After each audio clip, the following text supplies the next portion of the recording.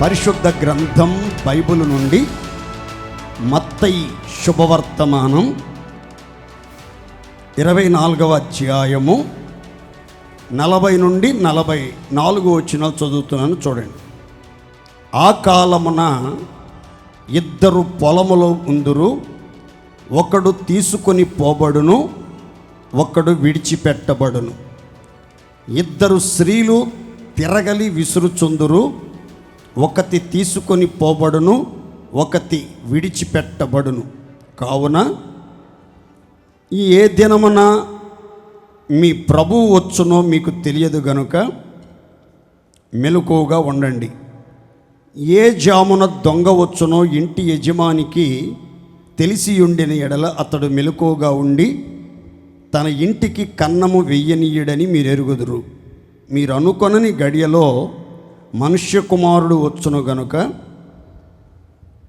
మీరును సిద్ధముగా ఉండండి. లోకాసువార్తమానం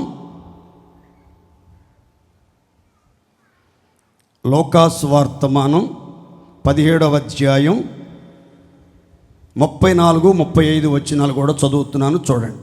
ఆ రాత్రి ఇద్దరొక మంచము మీద ఉందురు, వారిలో ఒకరు కొనిపోబడును, ఒకరు విడిచిపెట్టబడును.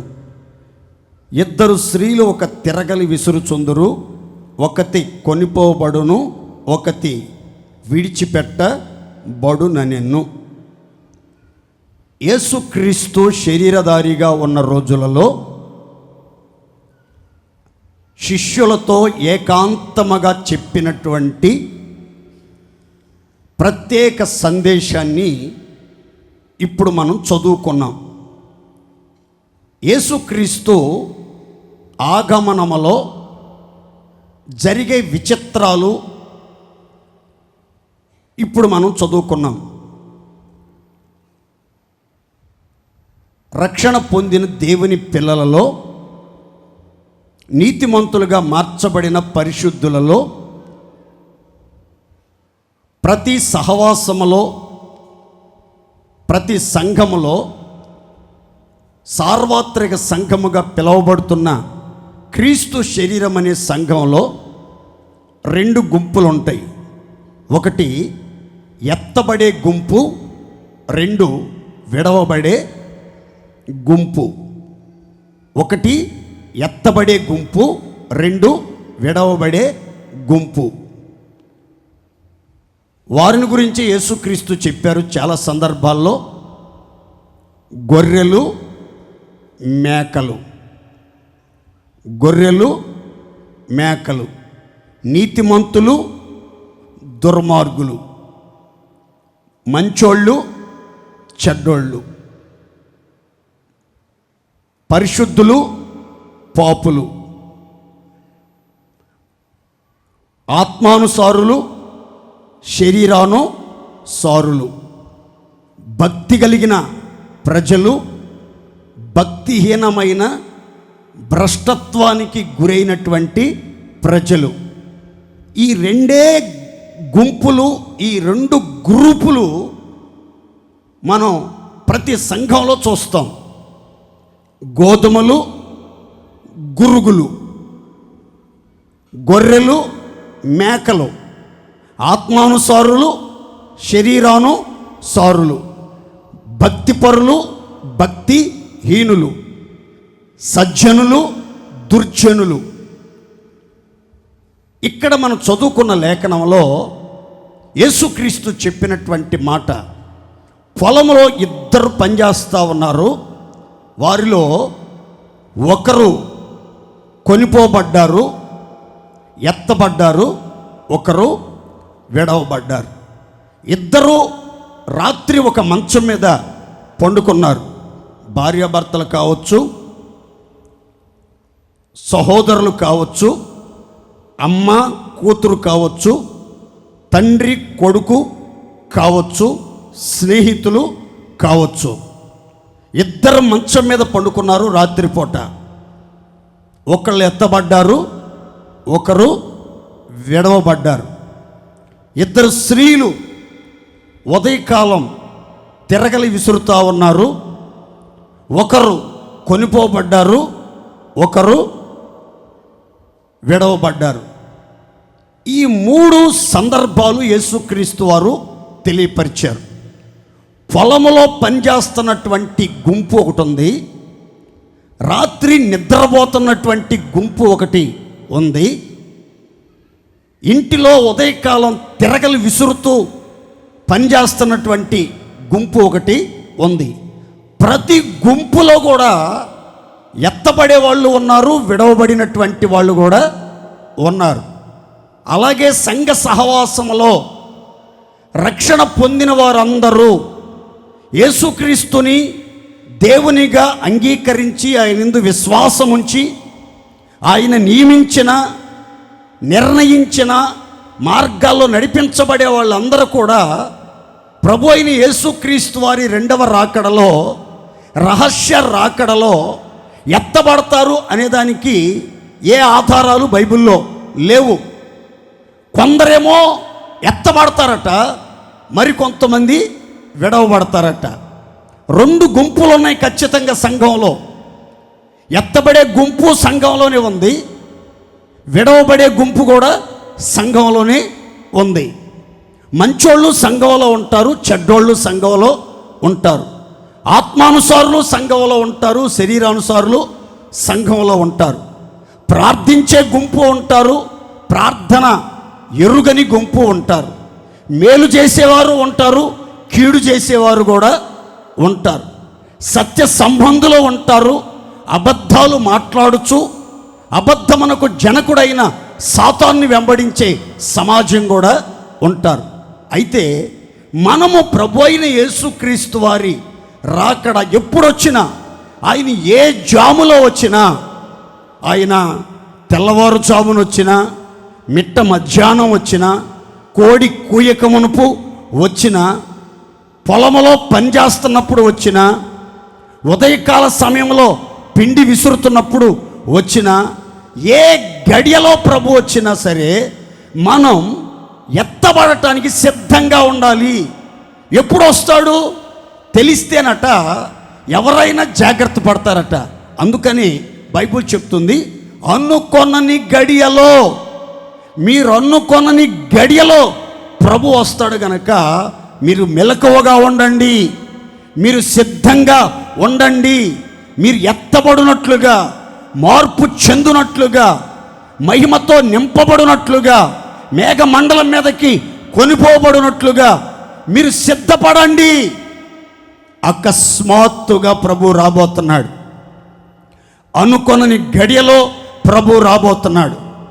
ఆయత్తపరచబడిన ప్రజల కోసం ప్రభు ఆగమనం అతి త్వరలో జరగబోతా ఉంది.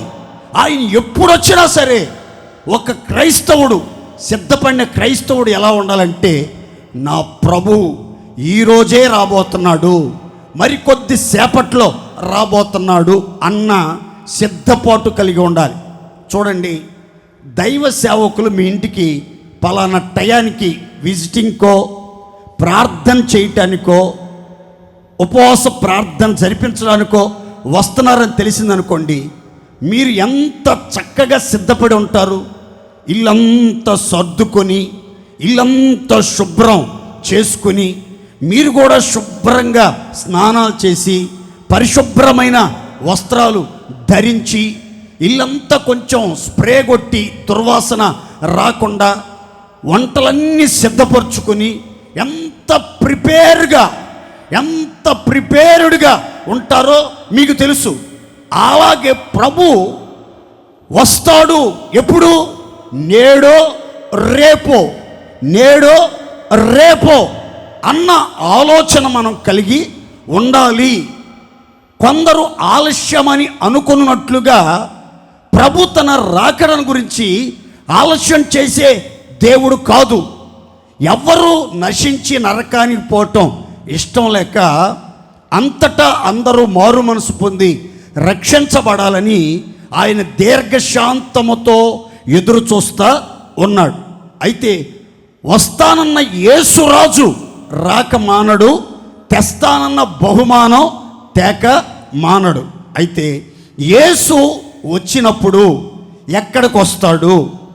ఏం జరుగుతుంది అని అంటే, యేసుక్రీస్తు వారు మేఘ మండలం మీదకి వస్తారు, మూడవ ఆకాశానికి వస్తారు, పరదైసులోనికి వస్తారు అని పరిశుద్ధ గ్రంథం చెప్తుంది.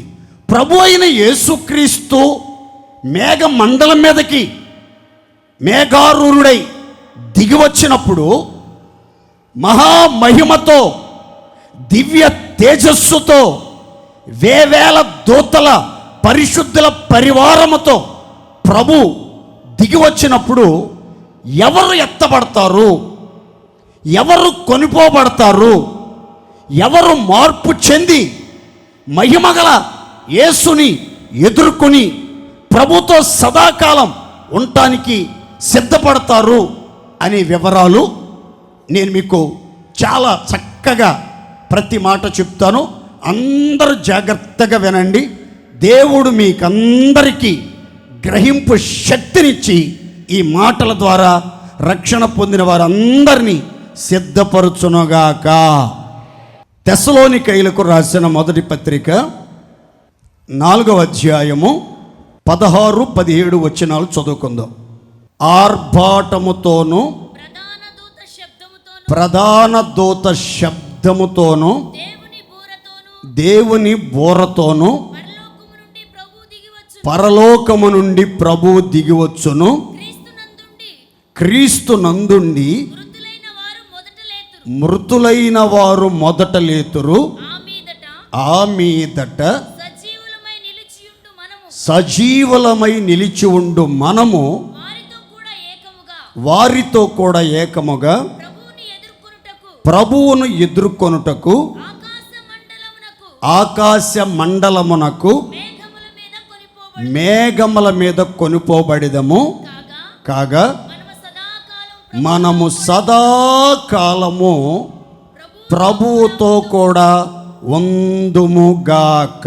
చప్పట్లు కొడుతూ ప్రభువుని మహిమపరుద్దాం. దైవజనుడైనటువంటి పౌలు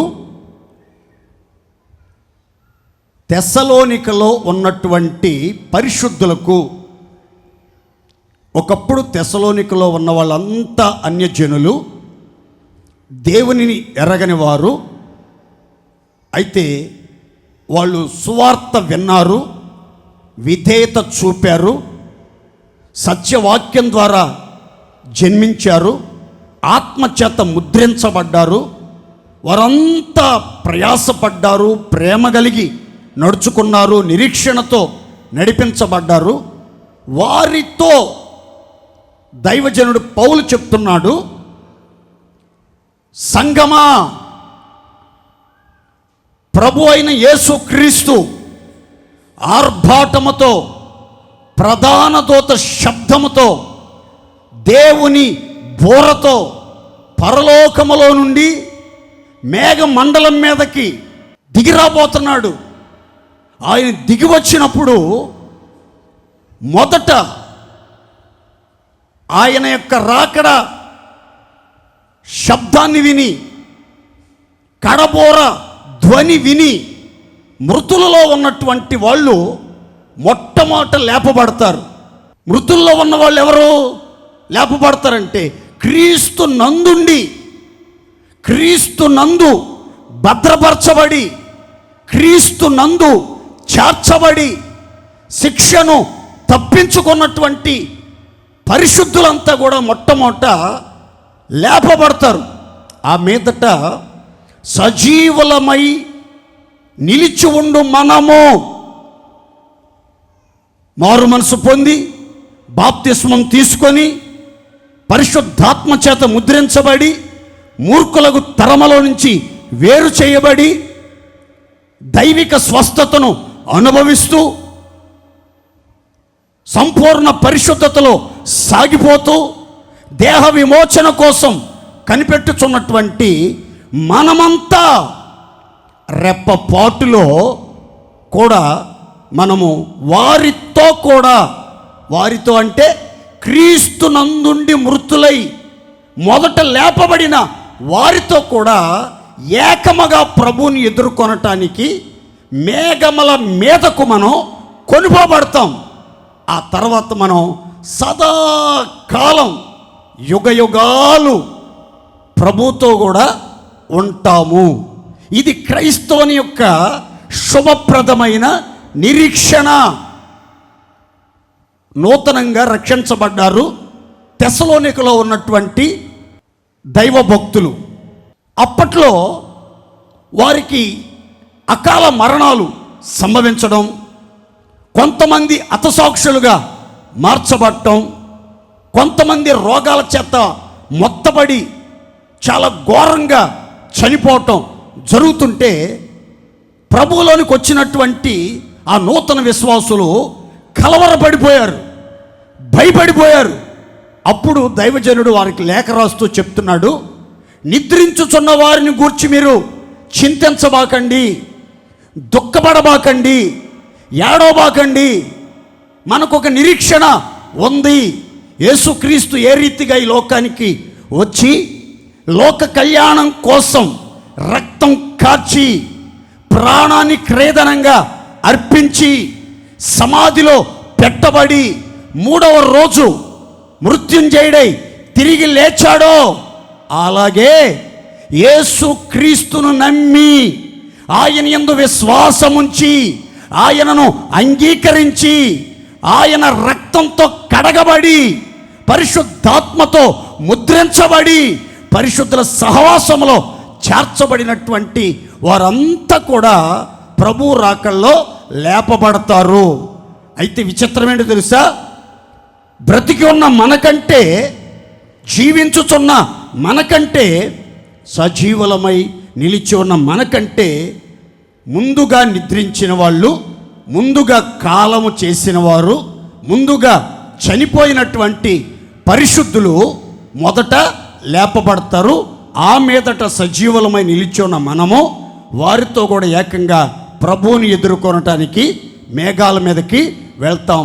ఇక మీదట మనము సదాకాలం ప్రభుతో యుగయుగాలు మరణము లేని మహిమగల రాజ్యములో చిరకాలము జీవించుదముగాక. మీకు చెప్పాను మొదట, కొందరు కొనిపోబడుతున్నారు, కొందరు విడవబడుతున్నారు అని.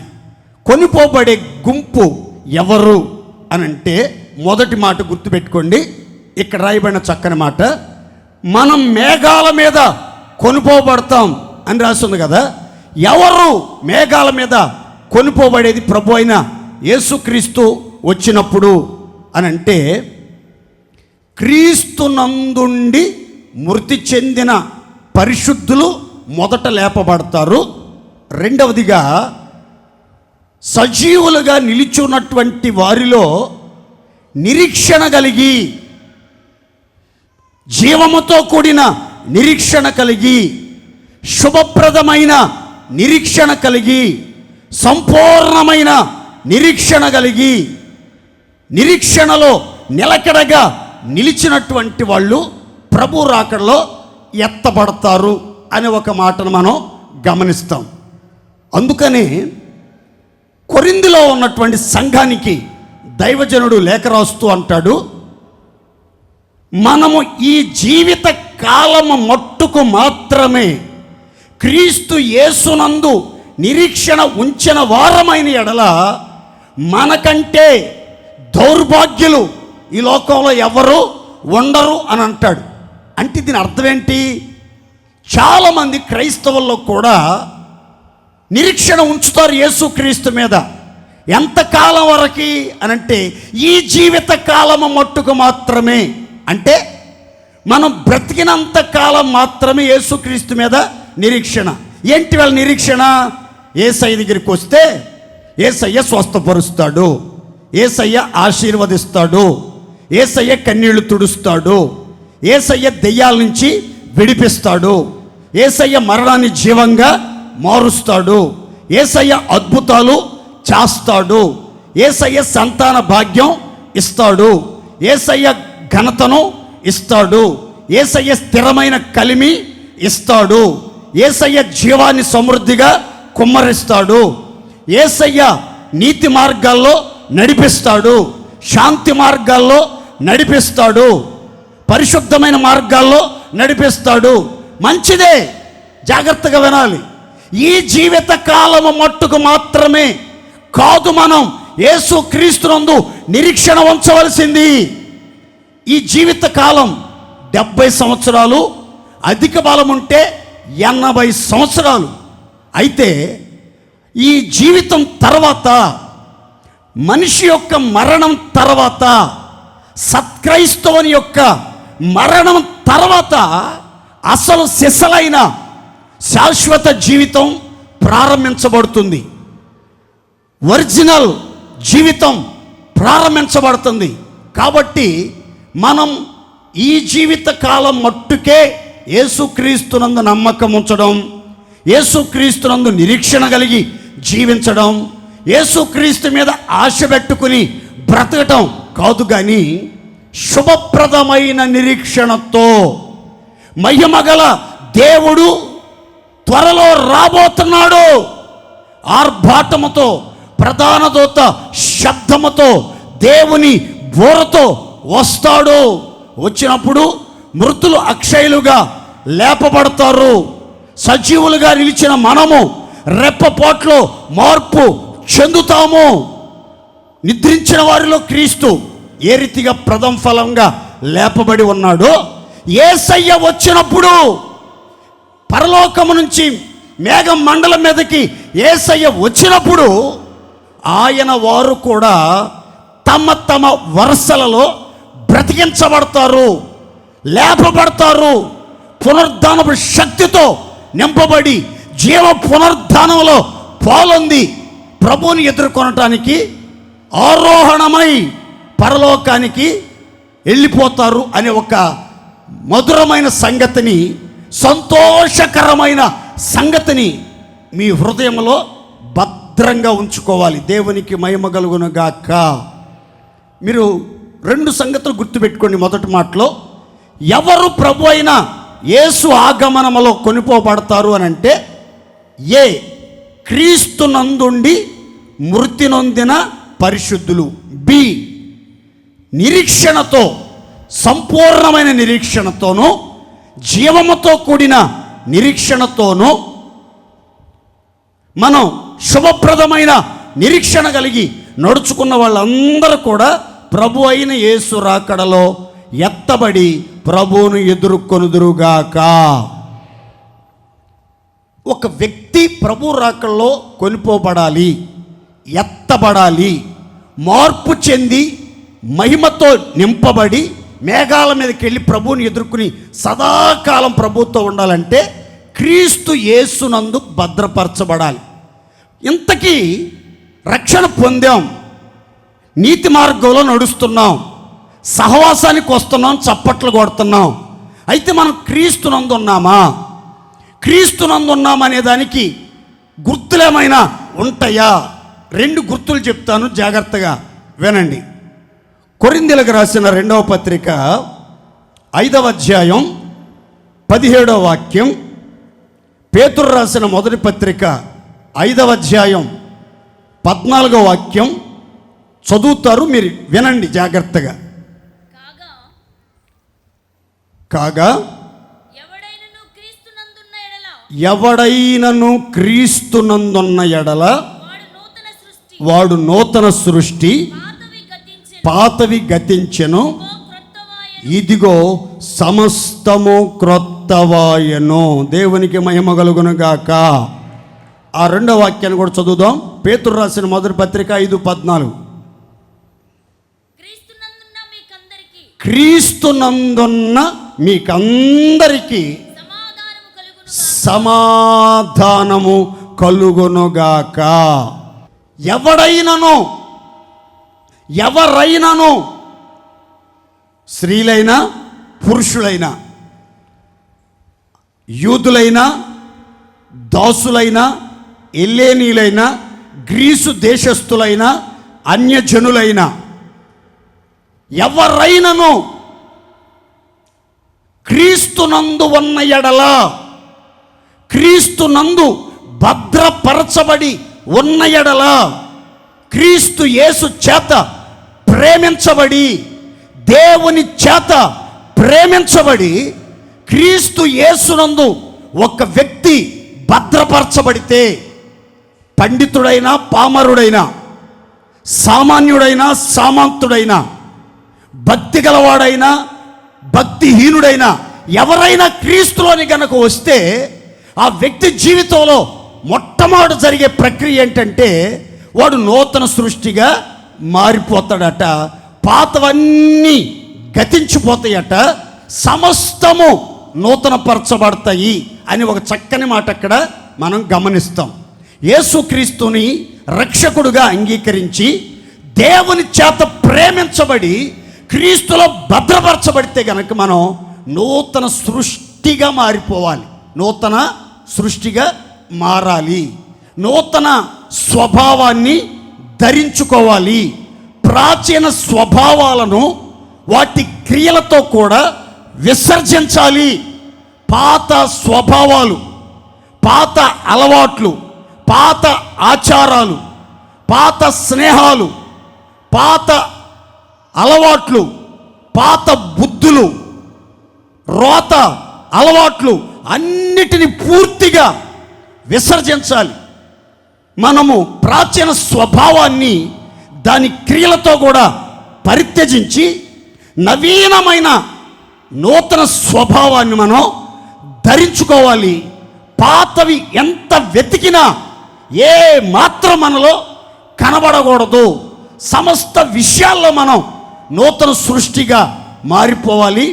నూతనమైన మనస్సు, నూతనమైన హృదయం, నూతనమైన బుద్ధి, నూతనమైన ఆలోచనలు, నూతనమైన తలంపులు, నూతనమైన ఆత్మ కలిగిన వారిగా మనం జీవించాలి. మనలో ప్రాచీనమైన స్వభావాలు, అన్య సంబంధమైన ఆచారాలు ఏ మాత్రం మనలో ఎంత వెతికినా కనబడకూడదు. Everything is new. కొత్తగా మనం మారిపోవాలి, నూతనంగా మనం కనబడాలి. చూచే వాళ్ళకి కానీ మనంతట మనకి కానీ ఒక సంపూర్ణమైన గ్రహింపు ఉండాలి. నాలో ఎంత మార్పా, నా ఆలోచనలో ఎంత మార్పా, నా హృదయంలో ఎంత మార్పా, నా జీవితంలో ఎంత మార్పా, నా ప్రవర్తనలో ఎంత మార్పా, నా వస్త్రధారణలో ఎంత మార్పా, నా చూపుల్లో ఎంత మార్పా, నేను వేసే ప్రతి అడుగులో ఎంత మార్పా అని మిమ్మల్ని మీరే నమ్మలేనంతగా మార్పు రావాలి. మీరు మైమరచి ప్రభువులో లీనమైపోయి నూతన సృష్టిగా మారిపోవాలి. అలాంటి ఒక సరికొత్త స్వరూపం, సరికొత్త ఆలోచన విధానాలతో మనం నడిపించబడాలి. మనలో పాత స్వభావాలు కానీ పాత అలవాట్లు కానీ ఏవి కనబడకుండా మరుగైపోవాలి. పూర్తి స్థాయిలో నీలో ఒక నూతనంగా జన్మించిన శిశువు యొక్క స్వరూపం, శిశువు యొక్క లక్షణాలు కనబడాలి. దూషణ మాటలు కానీ, కపటం కానీ, వేషధారణ కానీ మనలో కనబడకూడదు. మనం నూతన సృష్టిగా మారిపోవాలి. క్రొత్తగా జన్మించిన శిశువును పోలిన వారిగా మారాలి అని బైబిల్ గ్రంథం చెప్తుంది. మీరు గనక క్రీస్తుల్లో భద్రపరచబడితే, దేవుని చేత ప్రేమించబడితే, మారు మనసు పొంది రక్షణ అనుభవంలోనికి వస్తే మీలో పాతవి కనబడకూడదు. మీరు నూతన సృష్టిగా ఉండాలి. సమస్తము మీలో నూతనమైనవిగా చెయ్యబడునుగాక. మీరు ఆలోచించుకోండి. క్రీస్తు పూర్వం నీ జీవితం, క్రీస్తును అంగీకరించిన తర్వాత, క్రీస్తు యేసులో అడుగుపెట్టిన తర్వాత, పరిశుద్ధుల సహవాసములో చేర్చబడిన తర్వాత నీ జీవితం, ఇలా రెండు కోణాల్లో మీరు ఆలోచించుకోండి. ఏ మార్పు లేకుండా యథా రాజా తదా ప్రజ అన్నట్లుగా మీ జీవితం కొనసాగుతుందా? లేకపోతే రోజులు గడిచే కొద్దీ లోకానికి దూరమై దేవునికి సమీపమై, భూలోకానికి దూరమై పరలోకానికి చేరువగా, సాతానుకి సాతాను క్రియలకు దూరమై దేవునికి దేవుని క్రియలకు దగ్గరగా నడిపించబడుతున్న పరిస్థితి ఏమైనా కనబడుతుందా లేదా అనేది మీరు గుర్తుపట్టాలి. మారు మనసు పొందేశాం, బాప్తిసం పొందేశాం, ఆత్మ కూడా వస్తుంది, పరిశుద్ధుల సహవాసంలో ఉన్నాం, పరిశుద్ధుల ప్రార్థన చేస్తున్నారు, నెల నెల బెల్లారాధన తీసుకుంటున్నాం, దశం భాగాలు నమ్మకంగా ఇస్తున్నాం, మాది పెద్ద మినిస్ట్రీ, మాకు 5 నాయకులు కూడా ఉన్నారు, ఎంతోమంది పాస్టర్లు కూడా ఉన్నారు అని చెప్పుకోవటం కాదు. క్రీస్తులో ఉన్నావా లేదా? క్రీస్తులో ఉంటే నూతన సృష్టిగా మారావా లేదా? పాతవి గతించాయా లేదా? నూతన సృష్టిగా మార్చబడ్డామా లేదా?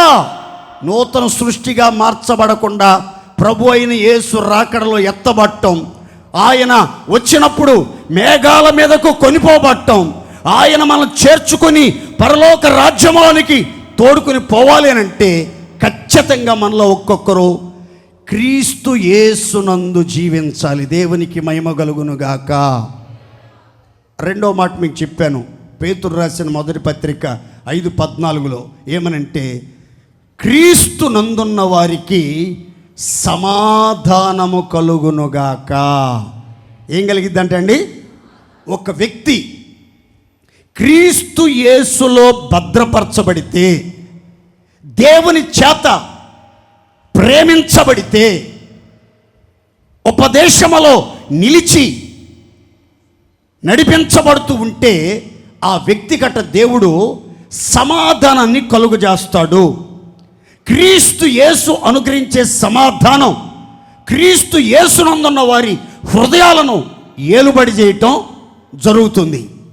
ఆ విధంగా సమాధానాన్ని పొందినటువంటి వాళ్ళు, సమాధానాన్ని అనుభవిస్తున్న వాళ్ళు, సమస్త జ్ఞానమునకు మించిన దేవుని సమాధానం చేత తలంపులను ఆలోచనలను కాపాడుకుంటున్న దేవుని ప్రజలట ఏం చేస్తారు అని అంటే బైబిల్ చెప్తుంది, అందరితో సమాధానంగా ఉండటానికి ప్రయత్నం చేస్తారు.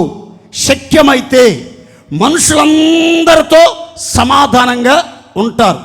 సమస్యలు ఉండవు, భిన్నాభిప్రాయాలు ఉండవు, భేదాభిప్రాయాలు ఉండవు, పక్షపాతం ఉండదు, కలహాలు ఉండవు, కక్షలు ఉండవు, విభేదాలు ఉండవు, విరోధ భావాలు ఉండకూడదు. అందరితో సమాధానంగా ఉంటారు, సమాధాన పరిచర్య చేస్తారు, సమాధానానికి రాయబారులుగా నడిపించబడతారు, అనేకులను సమాధాన పరిచర్యలో పాలిభాగస్తులుగా మారుస్తారు. దేవుని కుమారులుగా కుమార్తెలుగా పిలువబడి దేవుని స్వారూప్యములోనికి మార్చబడతారు. దేవునికి మహిమ కలుగునగాక. ఇంతకీ మీరు క్రీస్తులో ఉంటే మీ యొక్క హృదయ స్థితి ఎలా ఉంది? సమాధానంగా ఉందా? ఇంకా సమస్యల సుడిగుండాలేనా? నెమ్మదిగా ఉంటున్నారా? ఇంకా కలవరాలతో ఉందా మీ హృదయం? ప్రశాంతంగా మీరు జీవించగలుగుతున్నారా? ఇంకా అలజడి, ఆందోళన, సముద్ర ఘోష మీ గుండెల్లో ప్రతిధ్వనిస్తుందా? భయంతో, కృంగుదలతో, విచారంతో, మనసు స్థిరత్వం లేక అస్థిరులుగా చంచల మనస్తత్వం కలిగి నడిపించబడుతున్నారా? లేకపోతే చాలా ప్రశాంతంగా క్రీస్తు యేసులోనికి వచ్చిన తర్వాత, క్రీస్తు యేసునందు భద్రపరచబడిన తర్వాత ఎంత ప్రశాంతంగా ఉందో, ఎంత నెమ్మదిగా ఉందో, ఎంత ప్రాణానికి హాయిగా ఉందో. సొమ్ము లేకపోయినా, సోకులు లేకపోయినా, బిల్డింగులు లేకపోయినా, రాబడి లేకపోయినా, పొట్టు వస్త్రాలు లేకపోయినా, వర్ణనలు లేకపోయినా, వసతులు లేకపోయినా, తినటానికి తిండి, కట్టుకోవటానికి బట్ట ఉన్నాయి. ఈ భక్తి మార్గంలో ఒక తృప్తితో కూడిన సమాధానం నేను కలిగి ఉన్నాను, ఇది చాలు నా జీవితానికి అని ఆ తృప్తి, ఆ సమాధానకరమైన స్థితి మీరు కలిగి ఉన్నారా లేదా? ఎప్పుడు చూసినా అశాంతి, అసమాధానం, నెమ్మది లేని పరిస్థితుల్లో యుద్ధాలు, పోరాటాలు, కలహాలు, కన్నీళ్ళు, కక్షలు, ఎప్పుడు చూసినా అరుసుకోవటాలు, కరుసుకోవటాలు, కేకలేసుకోవటాలు, అపవిత్రాత్మలు పట్టిన వాళ్ళలాగా ఇవేనా? లేకపోతే సమాధానంగా, సంతోషంగా, శుభప్రదమైన నిరీక్షణతో నా ప్రభు రాబోతున్నాడు, క్రీస్తు యేసునందున్న నా కోసమే రాబోతున్నాడు, నన్ను తీసుకుని వెళ్ళటానికి రాబోతున్నాడు, పరలోకం నుంచి ప్రభు దిగి రాబోతున్నాడు, పెండ్లి కుమారుడు వలె ఆయన అంతఃపురములో నుంచి, పరలోకము నుంచి ఆయన మేఘమండలంలోకి రాబోతున్నాడు, అలంకరించబడిన రాజుగా ఆయన రాబోతున్నాడు. ఆయన వచ్చినప్పుడు నేను వెళ్ళిపోవాలి. కాబట్టి నేను క్రీస్తులో ఉంటే నూతన సృష్టిగా ఉంటాను. క్రీస్తులో ఉంటే క్రీస్తు అనుగ్రహించే సమాధానం కలిగి అందరితో సమాధానంగా, అందరికీ అనుకూలంగా, ఎవరిని గాయపరచకుండా, ఎవరిని ఇబ్బంది పెట్టకుండా, ఎవరికి శ్రమ కలిగించకుండా, ఎవరికి నొప్పి కలిగించకుండా, ఎవరిని బాధ పెట్టకుండా, అందరికీ అందుబాటులో, అందరికీ అనుకూలంగా, అందరితో సమాధానంగా జీవించాలి. దేవుని పిల్లలు గుర్తుపెట్టుకోండి, యేసు రక్తంతో కడగబడి క్రీస్తు యేసునందు భద్రపరచబడిన వాళ్ళంతా ఎలా జీవించాలి భూలోకములో అనంటే, రాకడ క్రైస్తవులు ఎలా ఉండాలంటే అజాత శత్రువులుగా జీవించాలి. అందరు చెప్పండి గట్టిగా. ఏ శత్రువులు అంటే ఏంటో తెలుసా? శత్రువే లేనివాడు అని అర్థం. శత్రువే లేనివాడు. అజాత శత్రువు అంటే అసలు శత్రువులు లేరండి, శత్రువులు లేరు. నీ గ్రహింపులో, నీ అవగాహనలో, నీ హృదయ తలంపుల్లో ఎవరి మీద నీకు శత్రుత్వం ఉండకూడదు. వేరే వాళ్ళకి నీ మీద శత్రుత్వం ఉంటే దాన్ని పక్కన పెట్టేయండి. వాళ్ళ సంగతి మనకు వద్దు, వాళ్ళ సంగతి మనకి వద్దు. వాళ్ళు ఎప్పుడో నీకు విరోధంగా మాట్లాడారని, నిన్ను నిందించారని, అవమానపరిచారని, అల్లరి చేశారని అవన్నీ మనసులో పెట్టుకోబాకండి, వదిలేసేయండి. వాళ్ళని క్షమించండి. మీ మనసుని సమ్మతిపరుచుకుని సమాధానంతో కొనసాగండి. పగలు ప్రతీకారాలంటూ మీరు మీ జీవితాన్ని నష్టపరుచుకోవద్దు. ప్రభు రాకల్లో మీరు విడవబడకూడదు. మీకు ఒక సంగతి చెప్తాను చూడండి. ఒక చెట్టుకి ఒక పండు పండిపోయి కుళ్ళిపోయి పురుగులు పట్టిందనుకోండి, మనం కొయ్యాల్సిన అవసరం లేదు. ఆ పండుని ఆల్రెడీ అది కుళ్ళిపోయింది, పురుగు పట్టేస్తుంది. అది ఎప్పుడో ఒకసారి ఆటోమేటిక్గా ఆ చెట్టు నుంచి రాలిపోద్ది. అలాగే భక్తిహీనులు, పగబట్టిన వాళ్ళు, శత్రుత్వంతో ఉన్నవాళ్ళు, విరోధ స్వభావాలతో నడిపించబడుతూ సమాధాన పడకుండా, సమ్మతి గల మనసు లేకుండా జీవించే వాళ్ళని చూసి మీరు కంగారు పడబాకండి, వదిలేసేయండి పూర్తిగా వాళ్ళని. మీ గుండెల్లో సమాధానం ఉందా? మీ ఇంటి వాళ్ళతో సమాధానంగా ఉంటున్నారా? సంఘస్థులందరితో సమాధానంగా ఉంటున్నారా? పరిశుద్ధులందరితో సమాధానంగా ఉంటున్నారా? యేసయ్య సమాధాన కర్త. ఆయన నమ్ముకున్నటువంటి మనకి, క్రీస్తు యేసు నందు భద్రపరచబడిన మనకి ఆయన సమాధానం కలిగిస్తున్నాడు. మరి ఆయన ఇచ్చే సమాధానం ఉందా లేదా? ఆ సమాధానంతో అందరితో సమాధానంగా ఉండటానికి ప్రయత్నిస్తున్నారా లేదా? ప్రభు రాకడలో ఎత్తబడాలంటే ఎవరు సమాధానాన్ని కాపాడుకుంటారో, ఎవరు సమాధానం కలిగి జీవిస్తూ ఉంటారో వారు మాత్రమే ఎత్తబడతారు. అసమాధానముతో, కలహాలతో, గొడవలతో, కక్షలతో, ఈర్ష్య ద్వేషాలతో నడిపించబడే వాళ్ళంతా ప్రభు రాకల్లో విడవబడతారు. నా మాటనండి, నా ప్రయాస, నా ప్రయత్నం, నా యొక్క ప్రార్థన ఒక్కటే, ఈ ఉపదేశం విన్నవారు ఒక్కళ్ళైనా ప్రభు రాకల్లో విడవబడకూడదు. అందరూ ప్రభు అయిన యేసుక్రీస్తు రాకడ సిద్ధపడి అనుకున్న గడియలో యేసయ్య వచ్చినప్పుడు అకస్మాత్తుగా మార్పు చెంది మేఘాల మీదకి వెళ్ళి ప్రభువును కలుసుకొని పరమపురిలో ప్రవేశించుదముగాక. గట్టిగా చెప్పండి హల్లెలూయా. అందుకే జీవితాన్ని త్యాగం చేసింది, అందుకే ఎంత కఠినంగా మిమ్మల్ని హెచ్చరిస్తుంది, గద్దిస్తుంది, క్రమపరుస్తుంది. ఎందుకంటే మీ మీద నాకు ఏ శత్రుత్వం లేదు, ఏ పగలు లేవు. మీరు మేమైనా బంధువులమా? మీకు మాకు ఏమైనా ఉమ్మడి ఆస్తులు ఏమైనా ఉన్నాయా? పంపకాల్లో మిమ్మల్ని కాదని నేను ఎక్కువగా లాక్కుని ఏమైనా దోచుకున్నానా? నా మీద మీకు శత్రుత్వం ఉండటానికి, మీ మీద నాకు శత్రుత్వం ఉండటానికి? కాబట్టి మీరంటే క్రీస్తు రక్తంతో కడగబడ్డారు కనుక మీ మీద ఓ ప్రత్యేకమైన ప్రేమ, ఓ ప్రత్యేకమైన గౌరవం, ఒక ప్రత్యేకమైన దృష్టితో మిమ్మల్ని చూస్తున్నాం. అందుకనే రక్షించబడి ఈ సహవాసాన్ని నమ్మి, ఈ సేవకులను నమ్మి ఈ మందిరానికి వస్తున్నారే, మీరంతా క్రీస్తులో భద్రపరచబడాలి, క్రీస్తులో దాచబడాలి, క్రీస్తులో మరుగై ఉండాలి. రాబోతున్న ఉగ్రతను తప్పించుకోవాలి, నాశనాన్ని తప్పించుకోవాలి, నిత్య నరకాగ్నిని తప్పించుకోవాలి, పరలోక రాజ్యానికి సిద్ధపడాలి. ప్రభు త్వరగా ఆర్భాటంతో రాబోతున్నాడు, ప్రధాన దూత శబ్దంతో రాబోతున్నాడు, దేవుని బోరతో రాబోతున్నాడు. కడబోర మ్రోగిన వెంటనే మృతులు అక్షయులుగా లేపబడతారు. ఆ మీదట మనలో ఒక్కొక్కరు మార్పు చెంది మహిమను ధరించుకొని ఈ దీన శరీరం మహిమా శరీరానికి సమరూపంగా మార్చబడి మేఘాల మీదకెళ్ళి ప్రభువును కలుసుకొందముగాక. రెండో మాట చెప్తాను చూడండి. ఎబ్రీ పత్రిక 11వ అధ్యాయం 5-6 వచనాలు. విశ్వాసమును బట్టి హానోకు మరణము చూడకుండునట్లు. ఎబ్రీ పత్రికలో రాయబడిన మాట, విశ్వాసమును బట్టి హానోకు మరణము చూడకుండునట్లు కొనిపోబడెను.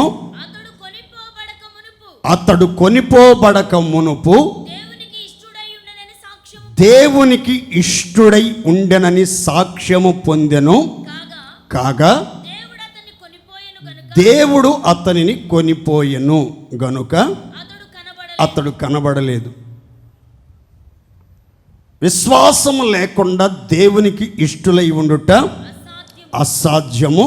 దేవుని యొద్దకు వచ్చువాడు ఆయన ఉన్నాడనియు తన్ను వెదకు వారికి ఫలము దయచేయువాడనియు నమ్మవలెను గదా.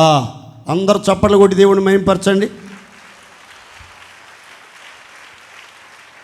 మొదటి మాట గుర్తుపెట్టుకోండి, క్రీస్తు యేసునందున్నవారు సంపూర్ణమైన జీవముతో కూడిన శుభప్రదమైన నిరీక్షణతో నిలిచి ఉన్న వాళ్ళు ప్రభు రాకల్లో కొనిపోబడతారు అని చెప్పాను. రెండవ మాట చెప్తున్నాను, తలల పైకెత్తి నన్ను చూడండి. ఇక్కడ ఒక వ్యక్తిని జ్ఞాపకం చేస్తున్నాడు దైవజనుడైన పౌలు. ఆ వ్యక్తి పేరు ఆదాము మొదలుకుని 7వ వాడైనటువంటి హానోకు. ఆదాము మొదలుకొని 7వ వాడైనటువంటి హానోకును గురించిన ఒక దివ్యమైన సంగతిని చెప్తున్నాడు. ఏమని అనంటే, హానోకు మరణము చూడకుండా కొనిపోబడ్డాడు, ఎత్తబడ్డాడు. ప్రభు రాకడలో జీవ పునరుద్ధానం పొందుటకు లేపబడి మేఘాల మీదకి వెళ్ళిపోయాడు. అయితే విచిత్రం ఏంటో చెప్పమంటారా? అతడు కొనిపోబడక మునిపే, అతడు ఎత్తబడక మునిపే, ప్రభు అయిన యేసయ్య ఆగమనములో ఎత్తబడక మునిపేనట అతడు ఒక అద్భుతమైన సాక్ష్యాన్ని పొందాడట. ఏ సాక్ష్యం అనంటే, దేవునికి ఇష్టుడై ఉండెనని సాక్ష్యము పొందాడు. అందుకని దేవుడట హానోకుని కొనిపోయాడు. అందుకని ఎంత వెతికిన భూమి మీద హానోకు కనబడలేదు. దేవునికి మహిమ కలుగును గాక. అందరు చెప్పండి గట్టిగా హల్లెలూయా.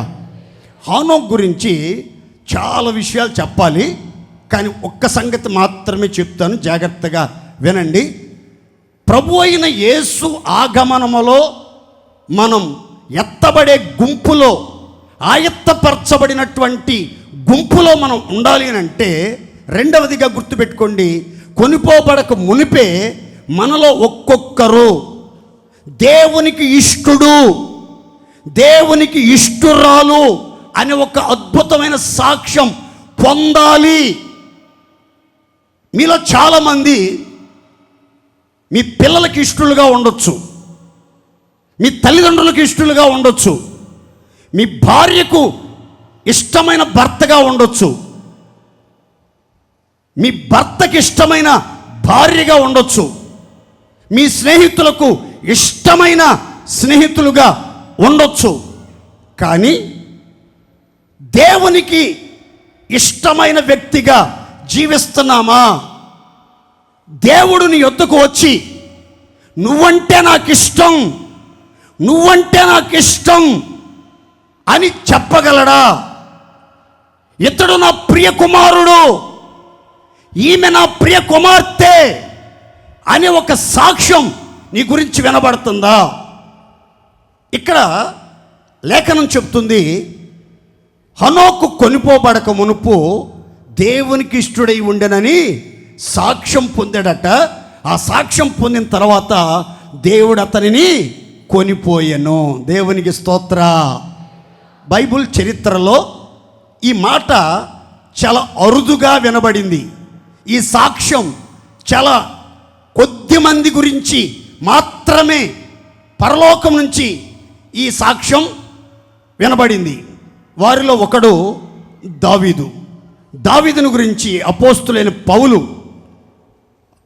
చెప్తూ అంటాడు, ఇతడు నా ఇష్టానుసారుడైన మనుషుడు, నా ఉద్దేశాలన్నీ నెరవేర్చువాడని దేవుడు అతని గురించి సాక్ష్యం ఇచ్చాడు అని చెప్తాడు. దావీదు దేవునికి ఇష్టానుసారుడైన మనుషుడని సాక్ష్యం పొందాడు, దేవుని ఉద్దేశాలు నెరవేర్చాడు. ఇక్కడ హనోకు దేవునికి ఇష్టుడై ఉన్నట్లుగా సాక్ష్యం పొందాడు, అందుకని దేవుడు అతన్ని తీసుకుని వెళ్ళాడు. ఈ లేఖనంలో ఒక చిన్న మాట, విచిత్రమైన మాట రాయబడింది. ఆ మాట మీద మీ దృష్టి మళ్లించండి ఒకసారి, మీకు వివరంగా మాట చెప్తాను. హనోకు మరణము చూడకుండా కొనిపోబడెను. ఏంటి, ఎప్పుడైనా ఈ మాట ఆలోచించారా? మరణం చూడకుండా కొనిపోబట్టం ఏంటి? మరణం చూడకుండా దేవుడు అతన్ని తీసుకెళ్ళిపోవటం ఏంటి? ఆ మాటలో ఉన్న ఆంతర్యం ఏంటి? అక్షరార్థకంగా కాకుండా కొంచెం ఆధ్యాత్మికమైన కోణంలో, దృక్పథంతో ఆ లేఖనం మీద మనం దృష్టి పెడితే, దైవజనుడు పౌలు ఎఫెసీ పత్రికలో ఒక మాట చెప్తాడు. ఏమనంటే, శరీరానుసారమైన మనసు మరణం, శరీరానుసారమైన మనసు మరణం, ఆత్మానుసారమైన మనసు జీవము సమాధానమనై ఉన్నది. దేవునికి మహిమ కలుగునుగాక. ఈ యొక్క హనోకు చరిత్ర చెప్తాను, తలలపైకి చూడండి. 65 సంవత్సరాలు బ్రతికి హనోకు దేవుని యొద్దకు వచ్చాడు, దేవుని యందు విశ్వాసం ఉంచాడు, దేవుణ్ణి తెలుసుకున్నాడు, దేవుణ్ణి వెంబడించడం మొదలెట్టాడు. మొత్తం మీద దేవుని నమ్మిన తర్వాత, దేవుని యొద్దకు వచ్చిన తర్వాత హనోకు జీవితంలో 300 సంవత్సరాలు దేవునితో నడిచాడు. ఎన్ని సంవత్సరాలండి? ఎన్ని సంవత్సరాలు? 300 సంవత్సరాలు దేవునితో నడిచాడు. ఈ 300 సంవత్సరాలు దేవునితో ఎలా నడిచాడు? ఇంకా పెళ్లి పేరంటాళ్ళు లేవా? కుటుంబ బాధ్యతలు లేవా? ఎప్పుడు చూసినా దేవుడితో మాట్లాడుకోవటం, దేవుడితో నడవటం, దేవుడిని ఆరాధన చేయటం, భక్తి పిచ్చి, దేవుడి పిచ్చి పట్టినట్లుగా ప్రవర్తించడం, నవ్వుకోవటం, ఆనందించడం, ఏడవటం, ప్రార్థన, ఇదేనా? లేకపోతే ఏమైనా కుటుంబ బాధ్యతలు, పిల్లలు, తండ్రి అనే గుర్తింపు కూడా ఉందా అంటే బైబిల్ చెప్తుంది 300 సంవత్సరాలు దేవునితో నడిచాడు, కానీ అతడు కుమారులను కుమార్తెలను కన్నాడు, వాళ్ళను పోషిస్తున్నాడు, వాళ్ళ దగ్గర సాక్ష్యాన్ని కాపాడుకుంటున్నాడు. అంత మాత్రమే కాకుండా ఫ్యామిలీతో కూడా ఉంటూ కూడా ఇతని యొక్క జీవితంలో ఇతని మెయిన్ టార్గెట్ ఏంటంటే, నేను దేవునితో నడుచువాడను, నేను దేవునితో నడవాలి అని ఒక నిబంధన, ఒక నిత్య నిర్ణయం ఇతను తీసుకున్నాడు. 300 సంవత్సరాలు దేవునితో నడిచాడు అని బైబిల్ చెప్తుంది. అయితే ఒక వ్యక్తి అసలు దేవునితో నడవాలంటే, ఒక వ్యక్తి మరొక వ్యక్తితో కలిసి నడవాలంటే మొదట ఏం ఉండాలి అని అంటే ఆమోసు 3:3 ఈ విధంగా రాయబడింది. ఏమనంటే, సమ్మతింపకుండా ఇద్దరు కూడి నడుతురా. తలలు పైకెత్తి నన్నే చూడాలి. సమ్మతింపకుండా ఇద్దరు కూడి నడవగలరా? ఇద్దరు మనుషులు సమ్మతి లేకుండా, మనసు కుదరకుండా ఒకరి హృదయం మరొకరి హృదయంతో కలిసిపోకుండా, ఒకరి ప్రాణం మరొకరి ప్రాణముతో పెనవేసుకోకుండా కలిసి ప్రయాణం చేయటం చాలా కష్టమట, చాలా కష్టం. ఇక్కడ 300 సంవత్సరాలు హనోకు దేవునితో నడిచాడు అంటే ముందుగా ఇతని మనసు దేవునితో నడవటానికి సమ్మతి పడింది, ఇతనికి మనసు కుదిరింది. హానోకు హృదయం దేవుని హృదయంతో కలిసిపోయింది. హానోకు ప్రాణం దేవుని ప్రాణంతో పెనవేసుకుపోయింది. హానోకు యొక్క ఆత్మ దేవుని ఆత్మతో ఏకమైపోయింది. ఇక ఇద్దరు కూర్చున్నా, నడిచినా, ప్రయాణం చేస్తున్నా, మాట్లాడుకుంటున్నా ఇక దేవునితోనే నడక. ఎలా? వెలిచూపును బట్టి కాక విశ్వాసముతో నడుస్తున్నాడు. Walk by faith not by sight. విశ్వాసముతోనే జీవితాంతం నడిచాడు, కానీ ఎక్కడ వెలిచూపుతో నడిచినట్లుగా మనం లేఖనంలో గమనించాం. వేసే ప్రతి అడుగు విశ్వాసంతో నడుస్తున్నాడు, విశ్వాసంతో ప్రయాణం చేస్తున్నాడు. దేవుని విడిచిపెట్టకుండా 300 సంవత్సరాలు నడిచారు. ఈ యాత్రలో, ఈ సుదీర్ఘ ఆత్మీయ ప్రయాణములో హానోకు దేవుని మనసును గెలుచుకున్నాడు. దేవునికి మహిమ కలుగును గాక. హానోకు అంటే దేవుడికి పిచ్చిగా ప్రేమ పెరిగిపోయింది. బహుగా దేవుడు హానోకుని ఇష్టపడటం మొదలుపెట్టాడు. ఎంతగా ఇష్టపడ్డాడంటే, హానోకు నువ్వు లేని పరలోకం అది పరలోకమే కాదయ్యా, నేను దేవుడు అన్న మాటే, కానీ అసలు నువ్వు లేకపోతే నాకు అసలు టైం సరిపోవట్లేదయ్యా, టైం గడవట్లేదురా బాబు, రారా నువ్వు కూడా వస్తే బాగుంటుంది, రారా బాబు వెళ్దాం అని అంటే, వస్తావా అంటే, బలివాడు నువ్వు రమ్మనలే కానీ ఎక్కడికైనా వచ్చేస్తానన్నాడు. మరి మీ భార్య పిల్లలు మీ సంతానం అంతా ఉంటారు కదా, వాళ్ళు ఏముంది 4 రోజులు ఎతుకుతారు, కనబడకపోతే ఏడుస్తారు, ఆ తర్వాత కనబడలేదని అనుకుంటారు. ఏం కాదులే, నువ్వే నాకు శాశ్వతం, నువ్వంటేనే నాకు కూడా ఇష్టం, నువ్వు నన్ను ఎంత ఇష్టపడ్డావు, నేను నిన్ను అంతకంటే ఎక్కువ ఇష్టపడ్డానయా. అందుకేగా మన మనసు కుదిరింది, మన హృదయం కుదిరింది, మన మనోభావాలు కుదిరిని, మన లక్ష్యం ఒక్కటి, మన ఆలోచన ఒక్కటి అని ఒకళ్ళతో ఒకళ్ళు పిచ్చిపాటిగా మాట్లాడుకుని ఇద్దరు ఎవరికి కనబడకుండా పరలోకి వెళ్ళిపోయారు. దేవునికి స్తోత్రం కలుగును గాక. నా మాటనండి, మనం గనక దేవునితో నడవటానికి సమ్మతి గల మనసు కలిగి ఆయనతో విశ్వాసముతో నడవటం మొదలుపెట్టి ఆయనతో నడుస్తూ ఆయనకి ఇష్టమైనటువంటి మనుషులుగా మారిపోతే ప్రభు ఎప్పుడొచ్చిన పరలోకంలో నుంచి అప్పుడే మనం మేఘాల మీదకు కొనిపోబడుదముగాక. ఇక్కడ ఒక చక్కని మాట మీరు గమనించాలి. విశ్వాసమును బట్టి హానోకు మరణం చూడకుండా వెళ్ళిపోయాడు. అతనికి శరీర సంబంధమైన మనసు లేదు, ఆత్మానుసారమైన మనసే ఉంది.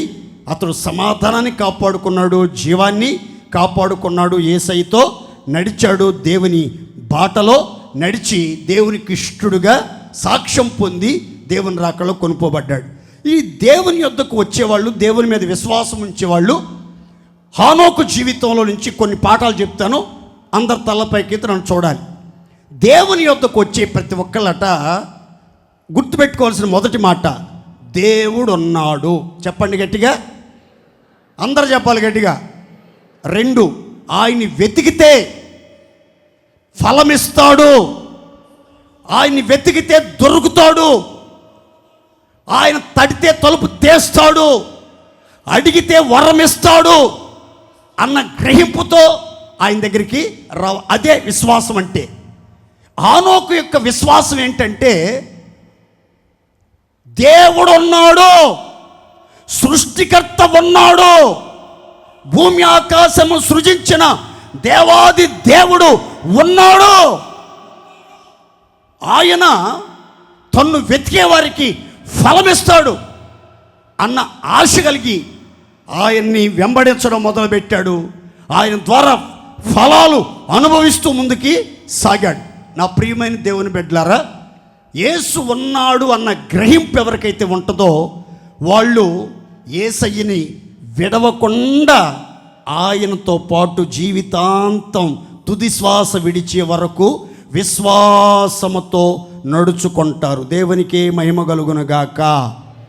ఎక్కడ అవిశ్వాసం కానీ, వెలిచూపు కానీ, అధైర్యం కానీ, అనుమానం కానీ, దేవుడు ఉన్నాడా లేడో, దేవుడు ఉంటే విడిచిపెట్టాడేమో, నన్ను మరిచిపోయాడేమో, లేకపోతే నాకే ఎందుకు ఇలా జరుగుతుంది అనే అనుమానపు పొరలు, అవిశ్వాసపు తెరలు నీ జీవితంలో ఎక్కడ ఉండకుండా, ఉన్నాడు, నాలో ఉన్నాడు, నాతో ఉన్నాడు, నా ప్రక్కనే ఉన్నాడు, నా చెయ్యి పట్టి ఉన్నాడు అన్న గ్రహింపుతో మనం నడవాలి.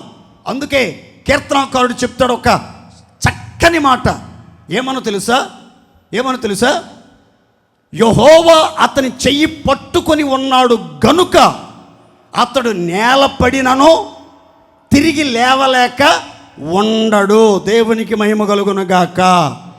దేవునితో మనం యాత్ర చేస్తున్నప్పుడు అప్పుడప్పుడు పడతా ఉంటాం, కానీ దేవునితో నడిస్తే, దేవుడు మనం చెయ్యి పట్టుకుంటే మనం కింద పడిన వాళ్ళమై పడినట్టుగా ఎట్లాగే ఉండం, ఇంకా మరలా లేచి దేవునితో నడిచిపోతూ ఉంటాం. దేవునికి మహిమ కలుగునుగాక.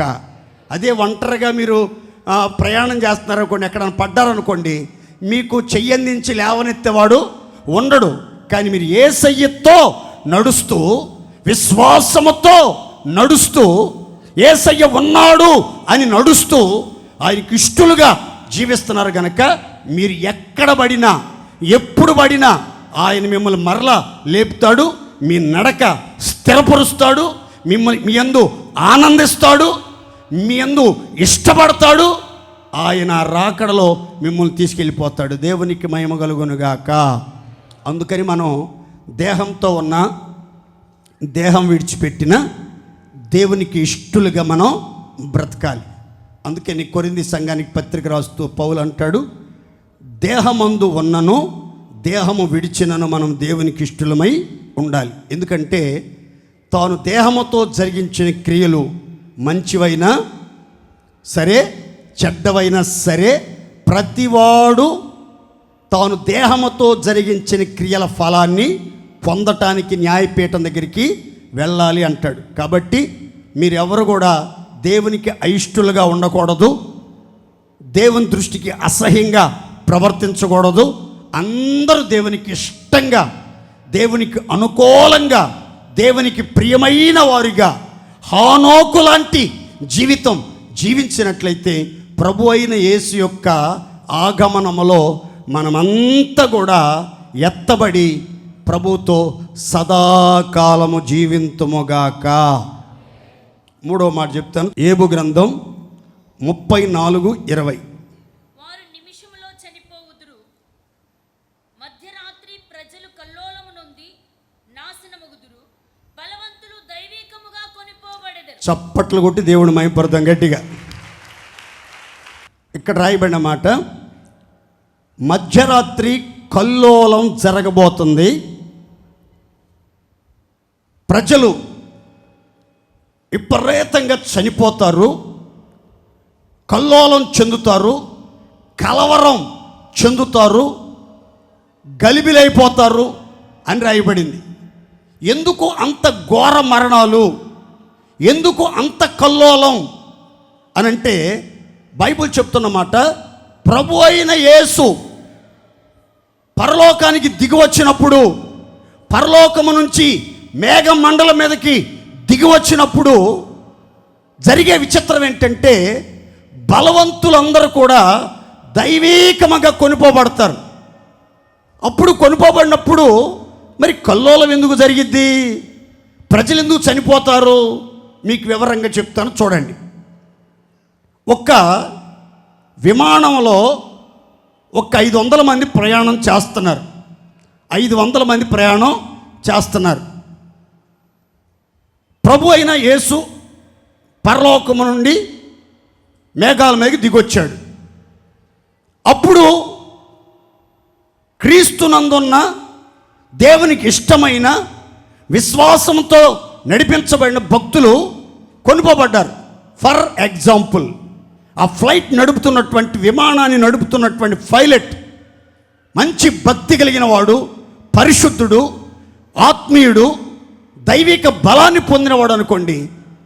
పైలట్ ఎత్తబడ్డాడు అనుకోండి, అప్పుడు ఆ యొక్క ఫ్లైట్ పరిస్థితి ఏంటి అనంటే, అది ఎట్ట తిరిగి ఎక్కడో కొండకో దేనికో కూడా కొట్టుకుంటుంది, లేదా సముద్రంలో కుప్పగూలైనా పడిపోద్ది. అప్పుడు అందులో ఉన్న వాళ్ళంతా చచ్చిపోతారు. అందుకని ఏం చేస్తారో తెలుసా, వాళ్ళకి ముందుగానే తెలుసు అనుకుంటాను. అందుకని ఏ ఫ్లైట్లోనైనా సరే 2 డ్రైవర్లు ఉంటారు, పైలట్ కో పైలట్ ఉంటాడు. ఒకడు ఎత్తబడినా ఇంకొకడు రెడీగా దాన్ని డ్రైవ్ చేసేదానికి వీలుగా. ఎంత జాగ్రత్త చూడండి, వాళ్ళకి ముందుగా తెలిసిపోయినట్టుంది. ఒకవేళ ఆ ఫ్లైట్లో ఉన్న వాళ్ళ కర్మగాలి ఆ 2 కూడా పరిశుద్ధులు, దైవ భక్తి బలం కలిగిన వాళ్ళు అనుకోండి, ఇక అంతే సంగతులు. అలాగే రైలు బండ్లలో కానీ, బస్సుల్లో కానీ, కారుల్లో కానీ, ఆఫీసుల్లో కానీ, ఆ తర్వాత షిప్పుల్లో కానీ ప్రయాణం చేస్తున్నటువంటి వారు కొందరు కొనుపోబడతారు, కొందరు విడవబడతారు. విడవబడినటువంటి వాళ్ళలో కల్లోలం ప్రారంభమవుతుంది. పోలీస్ స్టేషన్కి వెళ్తారు, అయ్యా నా భర్త కనబడతలేదు, ఆఫీస్కి వెళ్ళాడు 2 రోజులు అయింది, 3 రోజులు అయింది, అయ్యా కాలేజీకి వెళ్ళిన నా కూతురు కనబట్టలేదు, అమ్మా వెతికారా, ఏమైనా తెలిసిందా, ఏమీ తెలియట్లేదయ్యా, ఏమీ తెలియట్లేదు. ఎవరికి అర్థం కాదు. వార్తాపత్రికల్లో వస్తూ ఉంటాయి, టీవీ ఛానల్లో వస్తూ ఉంటాయి, సోషల్ మీడియాలో అంత కలవరం. ఎక్కడ చూసిన ప్రపంచమంతా ప్రజలు కల్లోలం చెంది జుట్టు పీక్కుంటూ ఉంటారు, ప్రేమతో వెతుకులాడుతూ ఉంటారు భూప్రపంచం అంతా. అయితే విచిత్రం ఏంటంటే, వాళ్ళు విడవబడ్డారు, వారితో ఉన్నటువంటి వాళ్ళ ఆత్మీయులు ఎత్తబడ్డారు. దేవునికి మహిమ కలుగును గాక.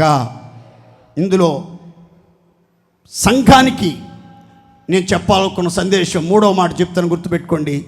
బలవంతులు దైవీకముగా ప్రభు అయిన యేసు రహస్య రాకడలో కొనిపోబడి ప్రభుతో సదాకాలముందురుగాక.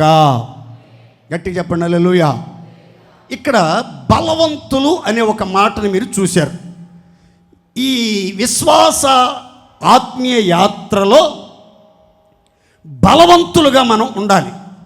దైవజనుడు పౌలు చెప్తాడు కొరింథీ సంఘానికి, సంఘమా, అప్పట్లో మీకు బలము చాలకపోయినందున నేను మిమ్మల్ని పాలతో పెంచాను కానీ బలమైన ఆహారంతో పెంచలేదు.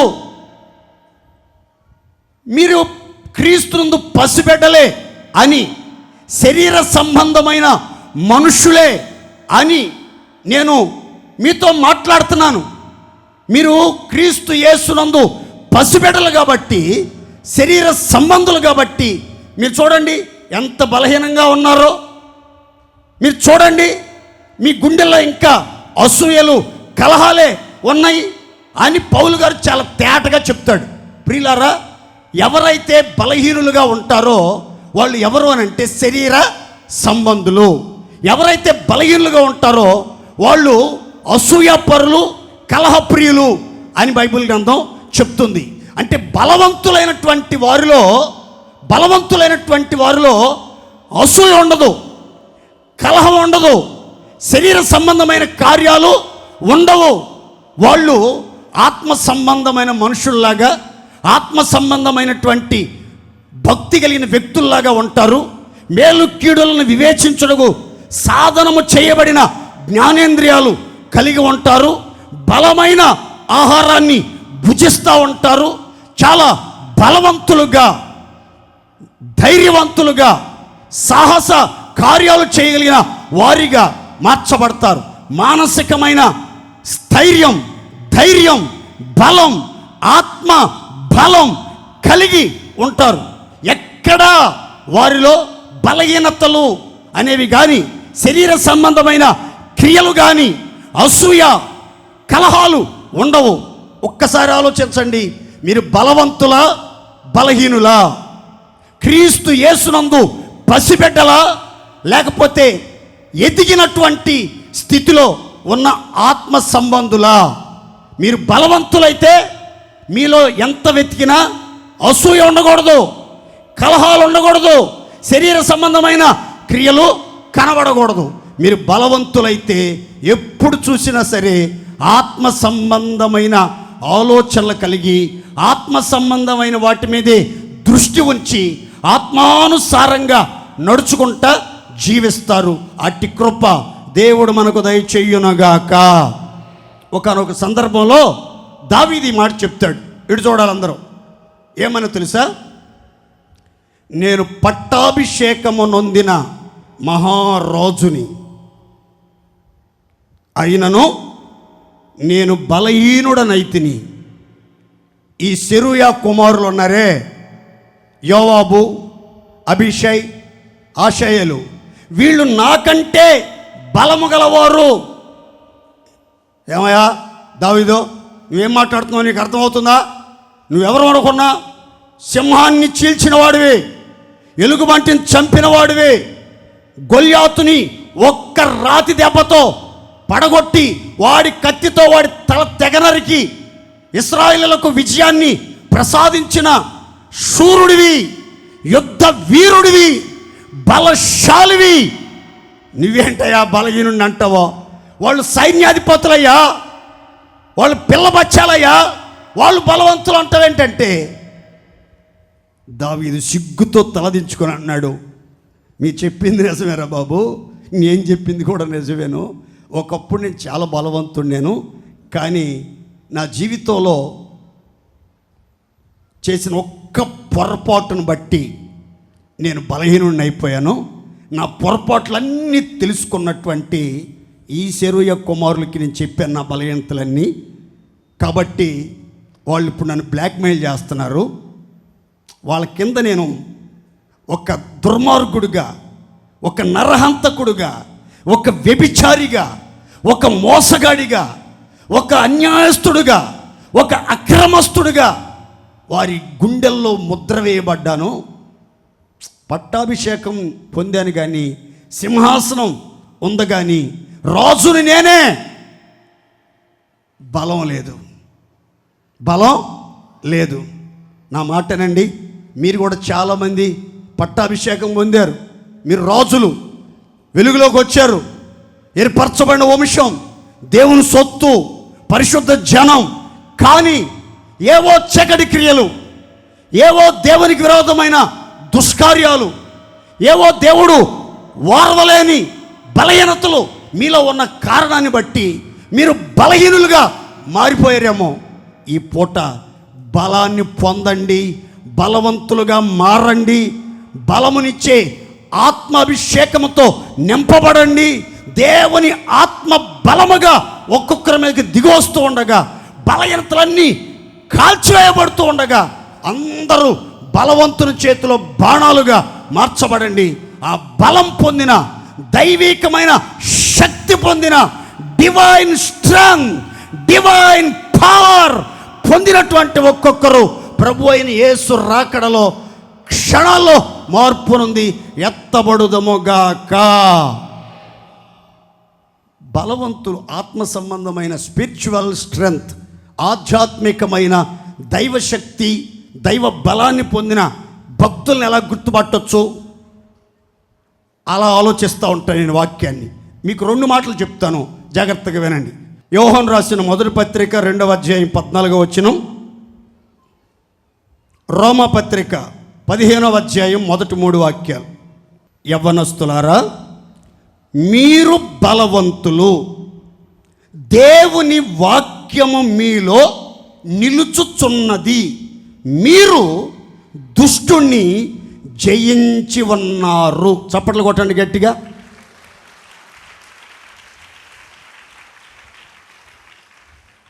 విశ్వాస జీవితంలో, ఆత్మీయ జీవితం 3 దశలతో పోల్చబడినట్లుగా యోహాను తన పత్రికలో రాశాడు. చిన్నపిల్లలారా, యవ్వనస్తులారా, తండ్రులారా అని. అంటే చిన్నపిల్లల దశ ఒకటి ఉంది. ఏంటది? పాపాలు క్షమించబడిన దశ. యవ్వనస్తుల దశ ఒకటి ఉంది. అదేంటది? దుష్టుణ్ణి జయించిన దశ. తండ్రుల దశ ఒకటి ఉంది. అదేంటది? పూర్వము నుండి, ఆది నుండి ఉన్నవారిని మీరు ఎరిగిన వారు అనే ఒక అద్భుతమైనటువంటి ఆధ్యాత్మిక అంతరిక్షం. ఇక్కడ యవ్వనస్తుల గురించి ఒక మాట రాసింది, మీరు బలవంతులు. యవ్వనస్తులంటే నేను చెప్పేది ఈ వయసును బట్టి వచ్చే యవ్వనాన్ని గురించి కాదు నేను చెప్తుంది, ఆధ్యాత్మిక యవ్వనాన్ని గురించి చెప్తున్నాను. జాగ్రత్తగా వినాలి. ఆధ్యాత్మిక యవ్వనం ఎవరిలో ఉంటుందో తెలుసా? మీ వయసు 80 అయినా, 90 అయినా, 100 అయినా, 60 అయినా, 50 అయినా, మీరు మంచి వయసు మీద ఉన్న క్రైస్తవ యూత్ అని చెప్పుకోవాలంటే ఒక్క మాట చెప్తాను చూడండి. ఎవరిలో దేవుని వాక్యము నిలిచి ఉంటుందో వాళ్ళు ఆధ్యాత్మికమైనటువంటి యవ్వనస్తులు. దేవునికి మహిమ కలుగునుగాక. దేవుని వాక్యం నిలిచినటువంటి వాళ్ళు యవ్వనస్తులు, వారే బలవంతులు, వాళ్ళే దుష్టుణ్ణి జయిస్తారు. అంతేగాని ఉడుకు రక్తం, వేడి మీద ఉన్నాడు, వయసు మీద ఉన్నాడు, ఈ వయసులో తప్పు చేయక ఎప్పుడు చేస్తారు అనే ఆ కుర్రకారు గురించి కాదు నేను చెప్పేది. ఎవరైతే వాక్యాన్ని భయభక్తులతో చదివి, విని, ఆ వాక్యాన్ని గుండెలో చేర్చుకుని, వాక్యం చేత బలపరచబడి, ధైర్యపరచబడి, వాక్య ఆహారం చేత పోషించబడి, ఆనందముతో అడుగులు వేయచ్చు, నూతన బలాన్ని, శక్తిని పొంది, తొట్టిల్లకుండా దుష్టుణ్ణి, అపవాది క్రియలను, తంత్రములను, మంత్రములను జయించుచు విజయోత్సవాలతో నడిపించబడే వ్యక్తులే, యోధులే యవ్వనస్తులు. దేవునికి మహిమ కలుగునుగాక. మరి మీరు బలవంతులా, బలహీనులా? సాతాన్ని జయిస్తున్నారా? పదే పదే సాతానికి సాగిల పడుతున్నారా? ఎందుకు? మీలో వాక్యం నిలిచి ఉంటుందా లేదా? కొంతమంది జోకులకు అలవాటు పడతారు, కొంతమంది పిట్ట కథలకి అలవాటు పడతారు, కొంతమంది అదో రకమైన అపవిత్రమైన పదజాలాలకి ఆకర్షించబడతా ఉంటారు. కానీ సత్యవాక్యం గుండెల నిండా సమృద్ధిగా ఉండాలి. ఆ వాక్యంలో మనం బలవంతులమై నిలిచి ఉండాలి. ఆ వాక్యం చేత దుష్టునితో పోరాడి ఖచ్చితంగా జయం పొంది విజయోత్సవాలతో నడిపించబడాలి. దేవునికి మహిమ కలుగునుగాక. ఇట్టి బలవంతులందరూ కూడా ప్రభు అయిన యేసు ఆగమనంలో ఎత్తబడి ప్రభువుతో సదాకాలం జీవించుదురుగాక. మరొక మాట ఇందులోనే రోమాపత్రిక 15 మొదటి 3 వాక్యాల్లో రాయబడిన మాట చెప్తాను చూడండి. కాగా బలవంతులమైన మనము మనలను మనమే సంతోషపరుచుకొనక బలహీనుల దౌర్బల్యములను భరించుటకు బద్ధులమై ఉన్నాము. దేవునికి మహిమ కలుగునుగాక. ఎంత చక్కగా ఉంటుందో ఆ మాట. బలవంతులమైన మనము అనే ఆ గుంపులో నీవు ఉన్నావా లేదో ఒకసారి ఆగి ఆలోచించు. బలవంతులు ప్రభు రాకల్లో దైవికంగా కొనుపోబడుతున్నారు. బలవంతులు దేవుని వాక్యం నిలిచిన వాళ్ళు, బలవంతులు దుష్టుణ్ణి జయించిన వాళ్ళు. బలవంతులు ఎవరు అనంటే బలవంతులమైన మనల్ని మనమే సంతోషపరుచుకోకూడదు. మనకున్న బలాన్ని బట్టి, మనకున్న శక్తి సామర్థ్యాలను బట్టి, మనకున్న జ్ఞాన సంపదను బట్టి మనం సంతోషించకూడదు. కానీ బలహీనులైనటువంటి వాళ్ళు సంఘంలో ఉంటారు, అవిశ్వాసులైన వాళ్ళు సంఘంలో ఉంటారు, అంగి డాగుపడినటువంటి బలహీనులు సంఘంలో ఉంటారు. వాళ్ళని మీరు ఏం చేయాలంటే భరించడానికి, తట్టుకోవటానికి, గుండెల్లో వారిని మొయ్యటానికి ఒక బాధ్యత కలిగినటువంటి అనుభవం మీరు కలిగి ఉండాలి అని ఇక్కడ దైవజనుడు చక్కని మాట చెప్తున్నాడు. కనుక ఇదే మాటని దైవజనుడు పౌలు ఇంకొక చోట ఇంకో రకంగా చెప్తాడు. ఏమనంటే ఆత్మ సంబంధులైనటువంటి మనము, సహోదరులారా, మీలో ఎవడైనా ఒకడు తప్పిపోతే ఆత్మ సంబంధులమైన మనము మన విషయమై మనం జాగ్రత్తగా చూచుకొనుచు అతన్ని మంచి దారిలోనికి తీసుకురావటానికి మన వంతు ప్రయత్నం మనము చెయ్యాలి. ఎలాగూ ఒకని భారములను ఒకడు భరించి క్రీస్తు నియమమును సంపూర్తిగా నెరవేర్చండి అని అంటాడు. నా మాటనండి, విశ్వాస జీవితంలో అందరూ బలవంతులు ఉండరు, అందరూ భక్తిపరులు ఉండరు, అందరూ పరిశుద్ధులు ఉండరు, అందరూ ప్రార్థనా పరులు ఉండరు, అందరూ స్వచ్ఛమైన జీవితం జీవించే వాళ్ళు ఉండరు, అందరూ రాకడ క్రైస్తవులు ఉండరు. బలహీనులు ఉంటారు, అవిశ్వాసులు ఉంటారు, అధైర్యపడే వాళ్ళు ఉంటారు, మందిరం మానుకునే వాళ్ళు ఉంటారు, అలిగే వాళ్ళు ఉంటారు, సణిగే వాళ్ళు ఉంటారు, దేవుణ్ణి దూషించే వాళ్ళు ఉంటారు, సేవకులను దూషణ మాటలు పలికే వాళ్ళు రకరకాల వాళ్ళు ఉంటారు కదా. అయితే మనం ఏం చేయాలంటే ఎంతగా మనం ఎదుగుతామో, ఎంతగా దైవిక బలాన్ని పొంది సామర్థ్యం కలిగిన వ్యక్తులుగా మార్చబడతామో అంతగా ఎదుటి వారి యొక్క బలహీనతలను మనం భరించాలి, తట్టుకోవాలి. నిజమైన బలవంతుడు ఎవరో తెలుసా? 6 అడుగులుండి బాగా కండలు పెంచి దౌర్జన్యం చేసేవాడు కాదు బలవంతుడు. అంటే మానసికమైన బలాన్ని పొంది ఉండాలి. వాడు బక్కోడైనా సరే, ఎన్ని శోధనలు వచ్చినా, సముద్రం సరిహద్దు దాటి మీదకు వస్తున్నా, ఆకాశం విరిగి మీద పడుతున్నా, భూమి బద్దలుగా చీలిపోతున్నా సరే ఏమీ తొణకకుండా, బెణకకుండా, జడీకుండా, కంగారు పడకుండా నిశ్చింతగా చూద్దాం, ఇంకా టైం ఉంది ఎదురు చూస్తాడే. అలాంటి ఒక మానసికమైనటువంటి ధైర్యము, బలము కలిగినటువంటి వ్యక్తులుగా మనం ఉండాలి. ఆ ధైర్యం కలిగిన వాళ్ళు ఎంతోమంది బలహీనలను భరించాలి. దేవునికి స్తోత్రం చెప్పండి గట్టిగా. ఒక్కొక్కళ్ళు ఒక్కొక్క బలహీనత ఉంటుందండి, ఒక్కొక్కళ్ళు ఒక్కొక్క బలహీనత ఉంటుంది. ఒక్కొక్కడు ఎంతకాలం మందిరానికి వచ్చినా, ఎంతకాలం మందిరం అబద్ధాలు మాండో, బూతులు మాండో, ఆ సిగరెట్లు మాండో, ఆ తాగుబోతుల విందులు మానడో, ఎప్పుడు చూసినా గొడవలో మాండో. వాడికి ఇష్టమైతే మందిరానికి వస్తారు, లేకపోతే రారు. వాళ్ళకి ఇష్టం వచ్చిన టైంలో వస్తారు, లేకపోతే మధ్యలోనే వెళ్ళిపోతూ ఉంటారు. ఇలాంటి బలహీనలు చాలామంది మందిరంలో కనబడుతూ ఉంటారు. వాళ్ళకి ఇష్టమైతే ప్రేమతో మాట్లాడతారు, ఇష్టం లేకపోతే బూతులు మాట్లాడి వెళ్ళిపోతూ ఉంటారు. అదే నోట్లో నీతులు, అదే నోట్లో బూతులు రెండు వస్తూ ఉంటాయి. ఏం కంగారు పడకూడదు మనం, వాళ్ళు బలహీనులు. అందుకని ఆ బలహీనులు కూడా మనం ఏం చేయాలి?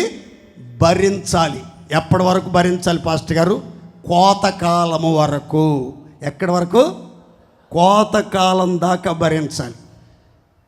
శిష్యులు అంటున్నారు, గురుగులు మేము పెరికేస్తాము, నువ్వు సెలవిస్తే అని. వద్దు. ఆ గురుగుల్ని పెళ్ళగించేటప్పుడు గోధుమలు కూడా పెళ్ళగిచ్చేస్తాయి, అందుకని రెండింటినీ ఎదగనియండి. ఎప్పటి వరకు ఎదగనియాలి సంఘంలో?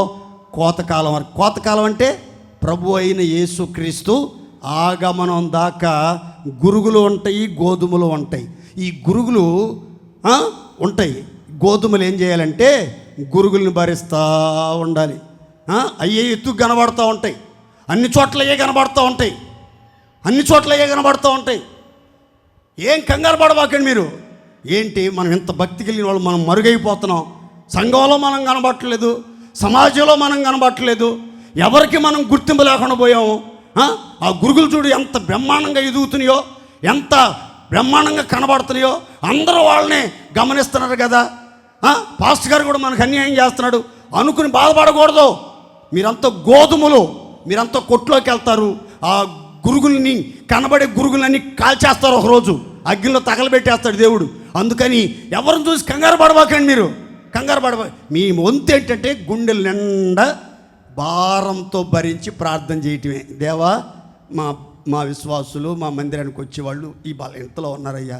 ఆ తాగుడు మానుకోలేకపోతున్నారు, ఆ అక్రమాలు విడిచిపెట్టలేకపోతున్నారు, ఆ మోసాలు మానుకోలేకపోతున్నారు, ఆ అన్యాయాలు విడిచిపెట్టలేకపోతున్నారు, ఆ త్రాగుడు మానుకోలేకపోతున్నారు, ఈ చిన్న అవిధేయతకి ఎడిక్ట్ అయిపోయారు, ఈ చిన్న డ్రగ్స్కి ఎడిక్ట్ అయిపోయారు.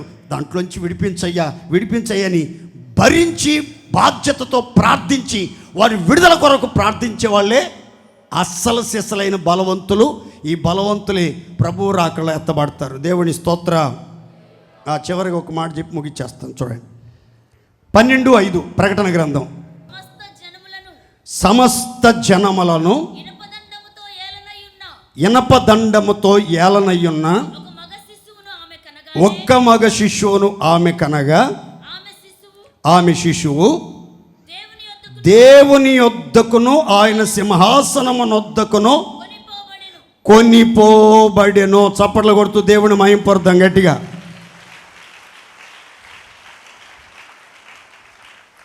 పొలంలో ఇద్దరున్నారు, ఒకళ్ళు కొనిపోబడ్డారు, ఒకళ్ళు విడిచిపెట్టబడ్డారు. రాత్రి మంచం మీద ఇద్దరు పడుకున్నారు, ఒకళ్ళు కొనిపోబడ్డారు, ఒకళ్ళు విడిచిపెట్టబడ్డారు. ఇద్దరు తిరగలిసురుతున్నారు, ఒకళ్ళు కొనిపోబడ్డారు, ఒకళ్ళు విడిచిపెట్టబడ్డారు. ఎవరు కొనిపోబడతారు అని అంటే చెప్పాను, క్రీస్తు యేసునందు భద్రపరచబడి సంపూర్ణ నిరీక్షణతో నిలిచి ఉన్నవాళ్ళు కొనిపోబడతారు అని చెప్పాను. రెండవది చెప్పాను, విశ్వాసం ద్వారా దేవునికి ఇష్టలుగా మార్చబడి విశ్వాసముతో దేవునితో నడిపించబడుతున్న వాళ్ళు కొనిపోబడతారు అని చెప్పాను. మూడవది చెప్పాను మీకు ఏమనంటే, బలవంతులు దైవీకముగా కొనిపోబడతారు. బలవంతులు అంటే దేవుని వాక్యము నిలిచిన వాళ్ళే బలవంతులు, యవనస్తులు. బలవంతులు అంటే బలహీనుల దౌర్బల్యములను భరించినటువంటి వారు. చివరిగా ఒక మాట చెప్తున్నాను చూడండి. ఇది పరలోకములో జరిగిన ఒక సూచన. యోహాను ఆత్మవశుడై ఎత్తైన పర్వతం మీదకి వెళ్ళి ఆకాశం తెరవబట్టం చూశాడు. ఒక దివ్యమైన దర్శనం. ఆ దర్శనం ఏంటంటే, సూర్యుణ్ణి ధరించిన ఒక స్త్రీ పాదాల కింద చంద్రబింబం చంద్రుని మీద నిలిచింది, సూర్యుణ్ణి వస్త్రంలాగా ధరించింది.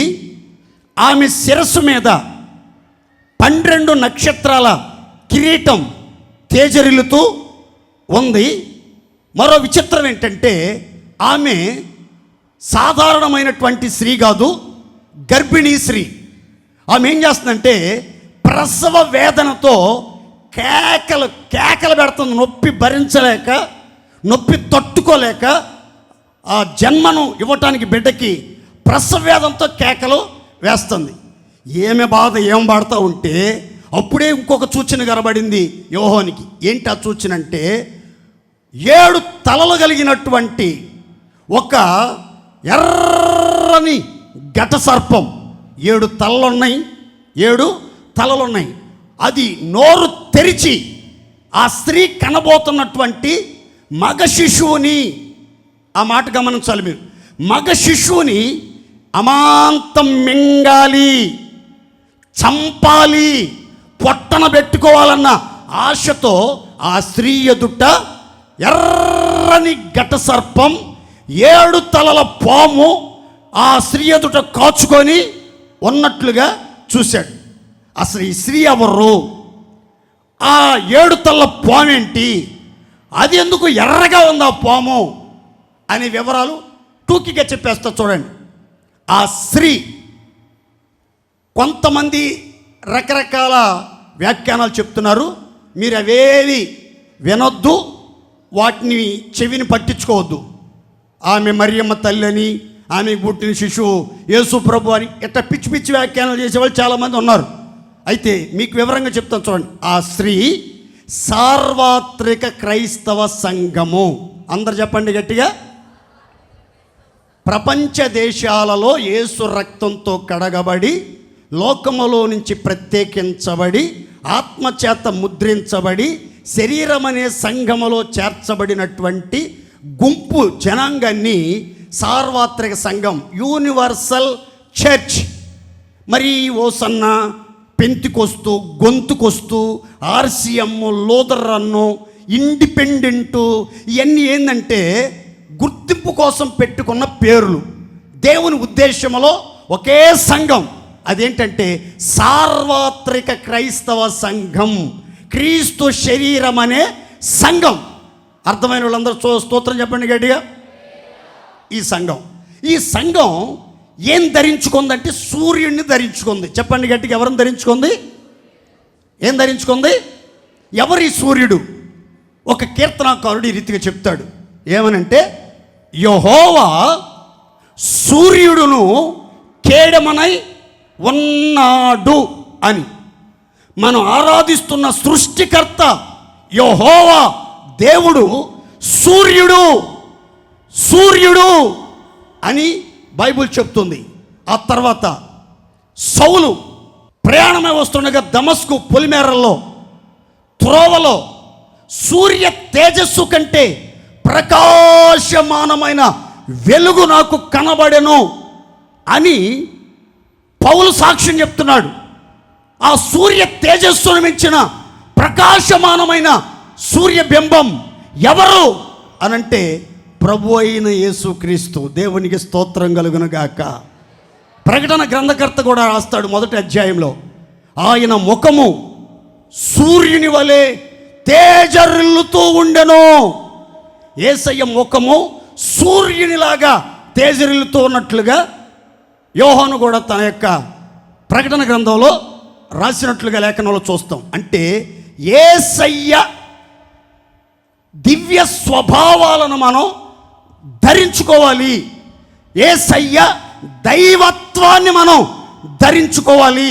యేసయ్యలో ఉన్న పరిశుద్ధత, నీతి, ప్రేమ, క్షమ, కనికరం, ప్రార్థన, విజ్ఞాపన, ఇవన్నీ మనం ధరించుకోవాలి. ఒక సూర్యుణ్ణి ఎలాగైతే ఆ స్త్రీ ధరించుకుందో, సంఘములో ప్రతి ఒక్క బిడ్డ యేసయ్యను ధరించుకోవాలి. క్రీస్తు యేసులోనికి బాప్తిసం పొందిన మీరందరూ క్రీస్తును ధరించుకున్నారు. క్రీస్తు నందున్న వారికి ఏ శిక్ష విధించబడలేదు అనే వాక్యాలు బైబిల్లో మనం చూస్తాం.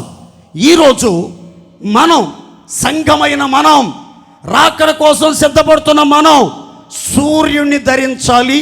సూర్యుని యొక్క స్వభావాలు మనలో పుష్కలంగా నిలిచి ఉండాలి. దేవునికి ఏ మహిమ కలుగునుగాక. గట్టి చెప్పండి హల్లెలూయా. ఆ సూర్యునిలో ఉన్నటువంటి ఒక చిన్న మాట చెప్తాను చూడండి. సూర్యుని ధరించుకోవటం అంటే ఏంటంటే,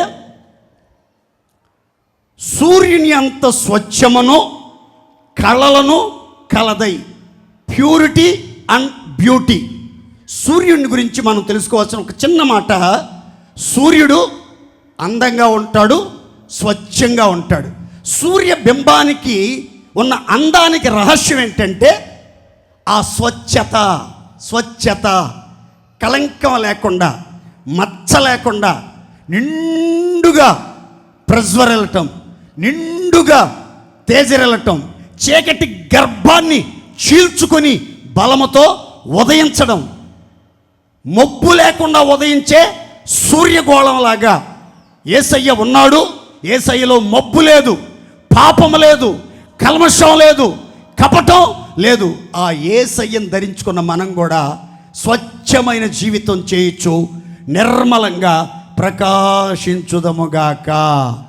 గట్టి చేద్దాం హల్లెలూయా. ఎక్కడ ఆ స్త్రీ నిలబడిందంటే చంద్రుడి మీద నిలబడింది. ఎక్కడ నిలబడింది? చంద్రుడి మీద నిలబడింది. చంద్రుడు అంటే పరిశుద్ధ గ్రంథంలో కృపకు సాదృశ్యంగా లేఖనాల్లో రాయబడింది. మనం కృపలో నిలిచి ఉండాలి. మన పాదాలు కృపచేత స్థిరపరచబడాలి. ఆ కృపచేత ఎవరైతే స్థిరపరచబడతారో వాళ్ళ పాదాలు జారవు, వారు తొట్టిల్లరు అని కీర్తనాకారుడు తెలియపరుస్తాడు. ఈ చంద్రబింబం అంతా అందము కలిగినటువంటి అందమైన కృపలో, అనంతమైన కృపలో, అతి విస్తారమైన కృపలో మన పాదాలు, మన జీవితం, మన యొక్క సంఘం నిలిచి ఉండాలి. మూడవదిగా ఆ యొక్క స్త్రీ తల మీద 12 నక్షత్రాల కిరీటం ఉంది. అంటే 12 నక్షత్రాల కిరీటం అంటే ఆది అపోస్తుల ఉపదేశం. ఆది అపోస్తుల ఉపదేశం. ఈ బోధలో, సహవాసములో, రొట్టె విరుచుటలో, ప్రార్థన చెయ్యుటలో ఎడతెగక నిలిచి ఉన్న సంఘం. బోధలో నిలిచి ఉండాలి, ఉపదేశములో నిలిచి ఉండాలి, వాక్యానుసారమైన జీవితంలో నిలిచి ఉండాలి. ఎడతెగని ప్రార్థన, ఎడతెగని రొట్టె విరిచే అనుభవం, ఎడతెగని పరిశుద్ధుల సహవాసం కలిగి ఉండాలి. అంత మాత్రమే కాకుండా ఆ స్త్రీ ఏం చేస్తుందంటే ప్రసవ వేదనతో, నొప్పులతో ఆ మగబిడ్డకు జన్మనివ్వటానికి కేకలు వేస్తూ ఉంది. ఆ మగ శిశువు అంటే అర్థం ఏంటంటే జయ జీవితం. చెప్పండి గట్టిగా, ఏంటది? అందరు చెప్పాలి గట్టిగా, ఏంటది? Victorious life. మీకు వివరంగా చెప్తాను చూడండి. ఎబ్బోకు రేవులు ఉన్నట్ట యాకోబు ఎలా పోరాడాడు అని అంటే మగ సిరి గలవాడై. నోరు తెరిచి చెప్పండి గట్టిగా. మగసిరి అంటే అర్థం ఏంటంటే జయం పొందే సామర్థ్యము కలిగి ఉండటం అని అర్థం. మగసిరి కలిగి ఉండటం అంటే జయం పొందే సామర్థ్యం అని. చూడండి, సృష్టి ప్రారంభం నుంచి కూడా సాతాను యొక్క తంత్రం. ఒక చిన్న మాట చెప్తాను చూడండి. ఐగుప్తు దేశంలో ఇశ్రాయేలీలు విస్తరిస్తూ ప్రబలుతూ ఉన్నారు. ఆ జనం బలీయమైన జనంగా వృద్ధి పొందుతూ ఉన్నారు. అది గమనించిన ఫరో మంత్రస్వాములు పిలిచాడు తన ఆస్థానానికి. ఇదిగో, మీకు ఎంత డబ్బు కావాలో అంత ఇస్తా, మీకు ఏ కార్యం చేయమంటే ఆ కార్యాలు చేసి పెడతా, కానీ మీరేం చేస్తారో తెలుసా? ఇశ్రాయేలీలలో ఏ స్త్రీ గర్భము నుంచైనా మగ పిల్లవాడు కనుక పుట్టాడో వాడిని కాన్పు పీటల మీదే చంపి నైల్ నదిలో పడేసేయండి. మగబిడ్డ కనుక పుడితే చంపి నైల్ నదిలో పడేసేయండి. ఆడద పుట్టిందా బతకనియండి, ఆడద పుడితే బతకనియండి. మగోడు పుడితే మాత్రం చంపాలి, ఒక్కడిని కూడా బతకనీయకూడదు అని ఆ రోజు సాతాను ఫరోలో ప్రవేశించి మంత్రస్వాములను మభ్యపెట్టి ఇశ్రాయేలీలలో మగవారిని చంపాలన్న ప్రయత్నం చేసింది. ఇందులో మర్మం ఏమైనా ఉందంటే మర్మం ఉంది. ఏంటి అని అంటే చూడండి, బైబిల్లో దైవజనుడు పౌలు చెప్తాడు, స్త్రీ బలహీనమైన ఘటమని ఎరిగి. స్త్రీలు ఎవరట? నేను చెప్పేది మీ గురించి కాదు, ఆత్మీయ జీవితంలో బలహీనులైన వారిని గురించి బైబిల్ చెప్తుంది. వాళ్ళు స్త్రీలు అని. అయితే ఆత్మీయంగా బలవంతులైనటువంటి వాళ్ళు, పోరాడే సామర్థ్యం ఉన్నటువంటి వాళ్ళు, జయం పొందటానికి సాగిపోతూ ఉన్నటువంటి వాళ్ళంతా ఎవరంటే మగ శిశువులు. దేవునికి మహిమ కలుగునుగాక. గట్టి చెప్పండి హల్లెలూయా. ఈ మగ శిశువులుగా మారాలి. ఈ మగ శిశువుని మింగటానికి ఆ సాతాను ఏం చేస్తుందంటే 7 తలల పాము, ఎర్రని పాము అక్కడ నిలబడింది. ఎర్రని పాము ఏంటండి పాస్టర్ గారు అని అంటే, నల్ల పాములు చూసాము, తెల్ల పాములు చూసాము, మరి ఎర్ర పాము ఏంటి పాస్టర్ గారు అంటే, అది తెల్ల పామో తెలీదు, నల్ల పామో తెలియదు, కానీ అది ఎరుపెక్కిన స్థితిలో ఉంది మొత్తానికి. ఎందుకు ఎరుపెక్కింది అని అంటే అది కోపంతో ఉంది, క్రోధముతో ఉంది. ఎలా ఉందండి అది? కోపంతో ఉంది, క్రోధంతో ఉంది. దాని ఈర్ష్య, దాని కోపం, దాని పగ, దాని ప్రతీకారం ఏంటంటే, ఏయ్ కను నీ బిడ్డను మింగకపోతే అప్పుడు చూడవే అన్నట్టుగా ఆ పాము పొళ్ళు కొరుకుతా, కూరలు ఊపుతా అది ఆ స్త్రీ ఎదుటే నిలబడినట్లుగా బైబిల్ విచిత్రం చెప్పమంటారా? ఆమె కేకలేసి ప్రసవేదన పడి ఒక శిశువుని కనింది. ఆ శిశువు ఎవరంటే ఆడపిల్ల కాదు, మగ శిశువు. దేవునికి మహిమ కలుగునగాక. ఏ శిశువు? మగ శిశువు. అప్పుడు ఆ శిశువు గురించి బైబిల్ చెప్తున్న మాట ఏంటంటే, ఆ శిశువు సమస్త జనములను ఏలటానికి, ఇనపదండం అంటే బలముతో ఏలటానికి, అధికారముతో ఏలటానికి, సర్వాధికారంతో ఏలుబడి చేయటానికట దేవుని యొద్దకును, సింహాసనమునొద్దకును, పరలోకమునొద్దకును కొనిపోబడెను. దేవునికి మహిమ కలుగునుగాక. ప్రభు అయిన యేసుక్రీస్తు రాకడలో ఎవరు కొనిపోబడతారు? ఈ ఎర్రని ఘట సర్పం ద్వారా మింగబడకుండా తప్పించబడి అని అంటే జై జీవితం కలిగినటువంటి పరిశుద్ధులు. ఆ యొక్క సూర్యుని ధరించుకొని చంద్రుని మీద నిలిచి అపోస్తల ఉపదేశములో ఉంటూ జై జీవితం కొరకు ప్రసవ వేదనతో, ఉపవాసములతో, పట్టుదలతో, కన్నీళ్లతో ప్రార్థన చేయించు ఎవరైతే నిరీక్షణతో ఎదురు చూస్తారో వాళ్ళంతా దేవుని యొద్దకు కొనిపోబడతారు, సింహాసనం దగ్గరికి కొనిపోబడతారు. ప్రభు త్వరగా రాబోతున్నాడు. నీవు ఎత్తబడే గుంపులో ఉంటావా, విడవబడే గుంపులో ఉంటావా? ఆలోచించుకో. లేచి నిలబడండి, ప్రార్థన చేసుకోండి.